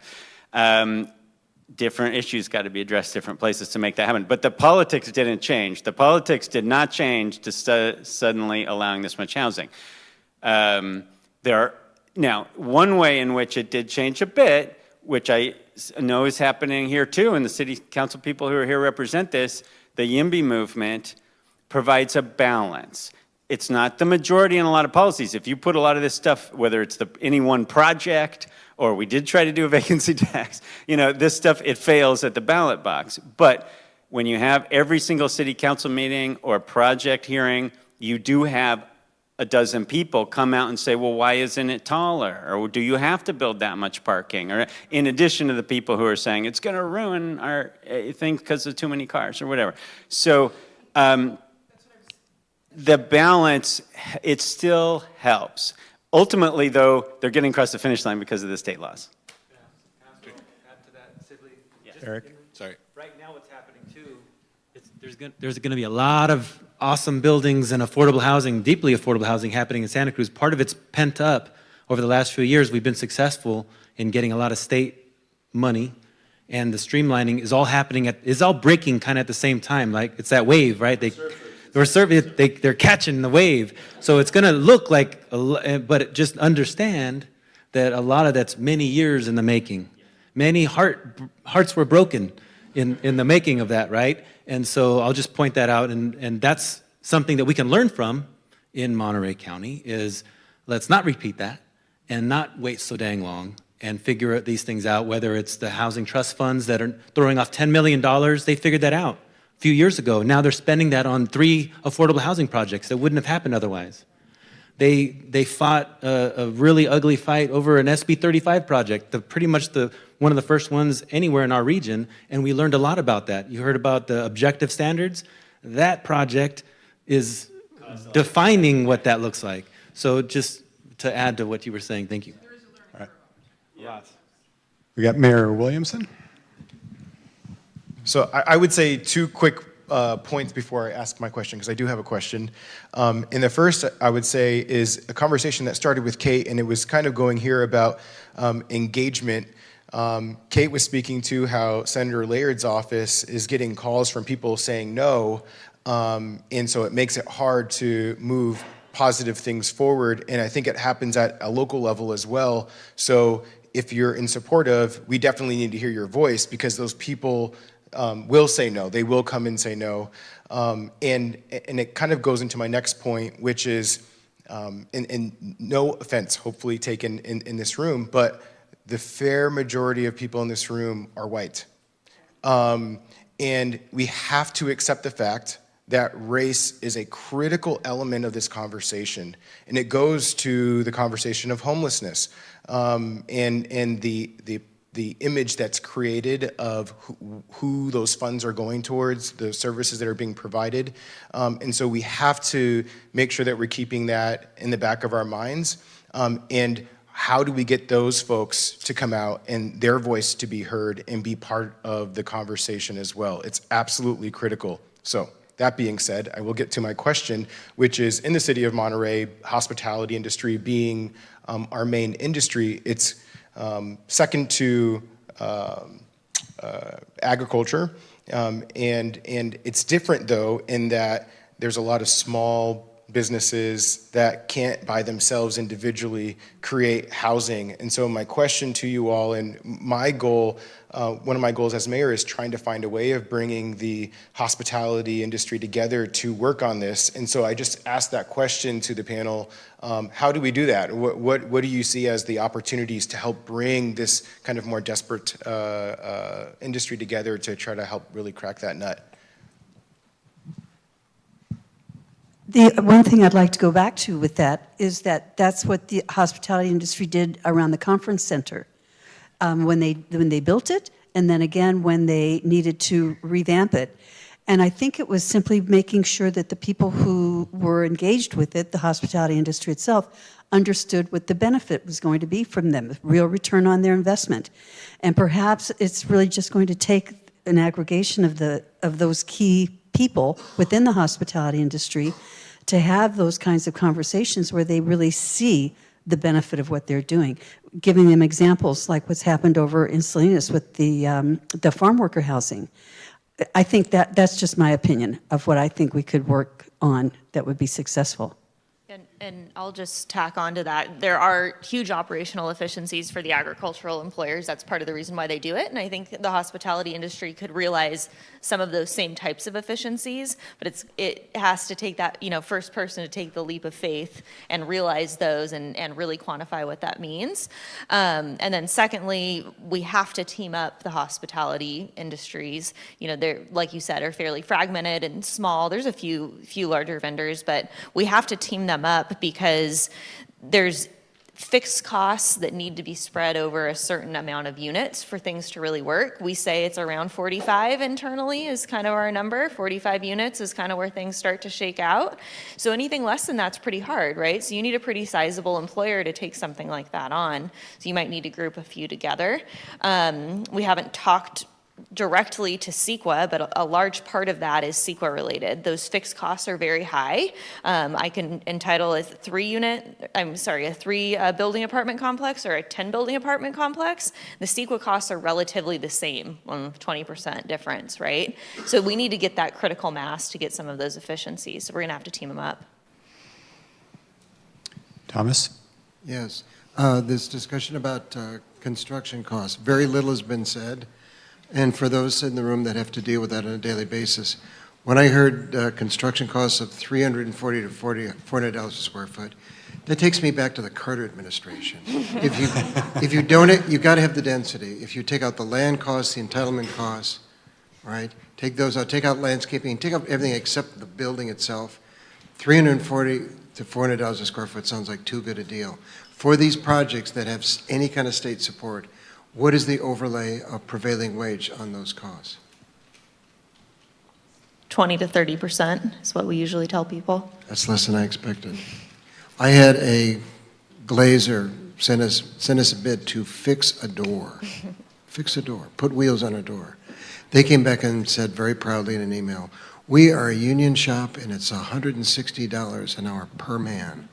So that door repair was going to run $1,700 for $200 worth of parts. That's prevailing wage. Those numbers are frightening. And those workers need housing just like all these other categories. It's very ironic.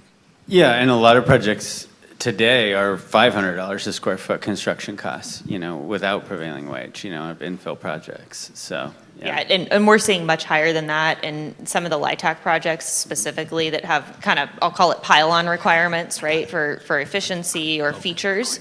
$800 a square foot. I mean, it's, oh yeah. How much of that is local fees? Hard to say on a percentage basis, but it can be it's tens of thousands of dollars a unit easily, right? Those could be waived for that purpose.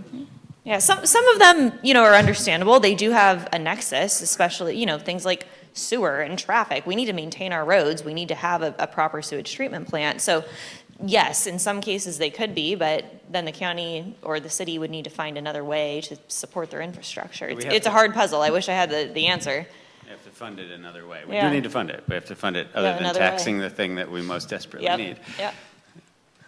Libby? It was just a comment about community engagement, and I really encourage community members coming together and commenting on these projects. The time in which you have those meetings, not at 10 a.m. Liam Dillon mentioned this in his first lecture. The times that city councils have these meetings are when most people are working, or when the working people are working, and the NIMBYs are the ones that can only attend those meetings. So building kind of equity into the time of day these meetings is really important. I attended City of Salinas Economic Development Element. They had them at 6 p.m. with childcare. So that's awesome.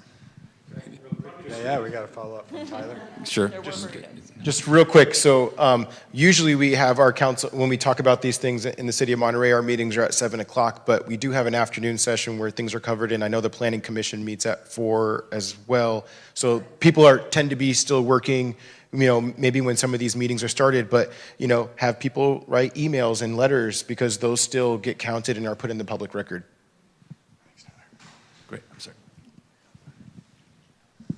First, I wanted to respond to the mayor's question about what to do in Monterey.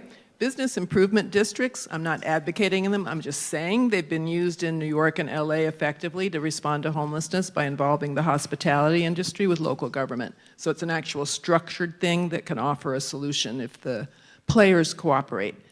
The other thing I wanted to say is I have to stand with the man who mentioned the Carter administration. After I left there, I started working on homelessness. And Barbara Shipnook was the supervisor from Monterey County who called attention to this issue in the early 80s. She said the number of school buses going to the beaches to pick up kids living at the beach was a crime, and we had to do something about it.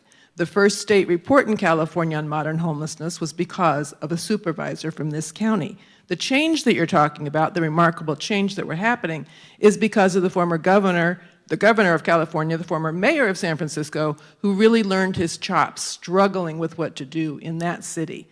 I've spent almost 40 years working on homelessness in one way or another all across the country, and particularly in California and in this county. And I can tell you tomorrow morning, 10,000 children are going to wake up and go to school homeless in this county, 2,000 of them on the peninsula. And how many people in this community know that? I mean, we were just talking at the beginning of this meeting, there's a new staff for you. That's what They are learning. There is a new group called Housing for Kids, which I was here to represent. Polly Osborne is part of it, as is her sister-in-law. And we're working on bringing attention just to that information, because after all these years, with what Barbara started, here we are. It's like Back to the Future. We've made progress, spiraling up and around over and over again. I could give you infinite detail and talk way longer than Sam did on all the progress that has been made. And Sam has been a critical part of it at the national level, signing legislation and moving legislation to put money in the budget that still exists. So we've made progress, but you can't see it. What you see is the people who are homeless. And so you think it's a problem with no solution. There is a solution. All this complexity that you're talking about, super complex topics, you all are the solution, because in the early 80s, you were not around. There were only 1 or 2 people who could even begin to delve into this issue. It's amazing what you all represent, your knowledge, your sophistication, and your accomplishments. I'm really honored to have sat through this series and seen the articulate people with their amazing brains working out solutions. But what we need now is to get off the complexity and into simple answers, because this has all gotten way too complex, and the problem just seems to be exponentially growing. So humans are good at complexity. Maybe we should remember to try to be good at simplicity and see if we can find simpler answers. I'd actually like to follow up on that, Roxanne. I was just reading an article in the LA Times a few months ago about some of the homeless solutions that they're doing in LA, and they're these very simple, almost like disaster shelters that they're occupying parking lots and something like. It's a very simple solution that you can begin that sort of transition process. Is there any talk about emergency shelters or out-of-the-box thinking like that, simple solutions to complex problems? Yeah. There's a lot. So this is the fun part about homelessness, is all the easy stuff has been done. We're now getting to the hard stuff, right? So congregate shelter is easy, it's fast, you can make a move, it does its thing, and there's a place for it. But a lot of people can't thrive in congregate shelter. We actually saw housed people in Pajaro whose mental health started to degrade after the 2nd month of living in a congregate shelter. So there are so many benefits to congregate, but it's not a one-size-fits-all solution. One of the projects that I'm working on right now is in partnership with the County of Santa Cruz, the City of Watsonville, to address all of the people that are living in the Pajaro River. This project needed to be a partnership because we share the problem. We have been working since August of last year, and thank God for the state and the encampment resolution grant that came out, because we submitted a proposal to build 34 micro units on a church property in Watsonville.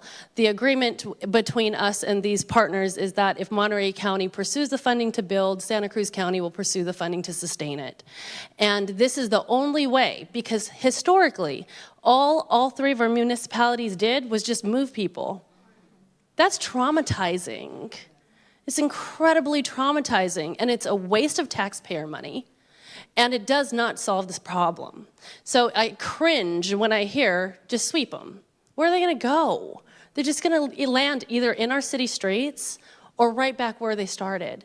So we have got to continue to think about how we do things differently, as everybody's been talking about, and stop thinking about all the reasons why it'll never happen. It's complicated though, right, Craig? Just a little bit. I'm sure the departments love me because how do you build in another county? How do you do these things when we're the ones that's receiving the money? But thank God that the county does have some incredibly smart people who are trying to figure it out, because I submitted the grant. So it's happening.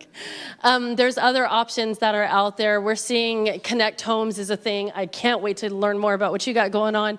I'm exploring everything, sprung shelters, whatever it's going to take, because we need a smorgasbord of opportunities for people. And we have got to think of homelessness not as just a strap up your bootstrap situation. I was just saying earlier, if everybody made $100,000 in Monterey County, guess what? There'll still be homelessness because we don't have housing. That's the problem. So what we need to start thinking of homelessness as not just a multi-layered issue, but an incredibly wide spectrum. And every single human being has a right to advocate for the type of housing in which they want to live in. So what we did for that project that I submitted the grant for is we talked to everybody in the river. And we asked them straight up, what will it take to get you out of here?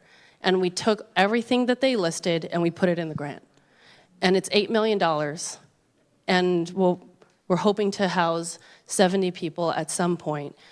The river will be clear and we can move on. And that's really what it takes. Just like get out of that negative thinking.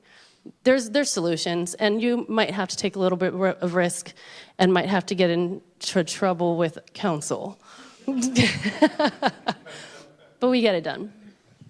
We'll take one or two more if we've got, and you guys are free to ask questions. You got some. Is that it? Well, thanks everyone for coming.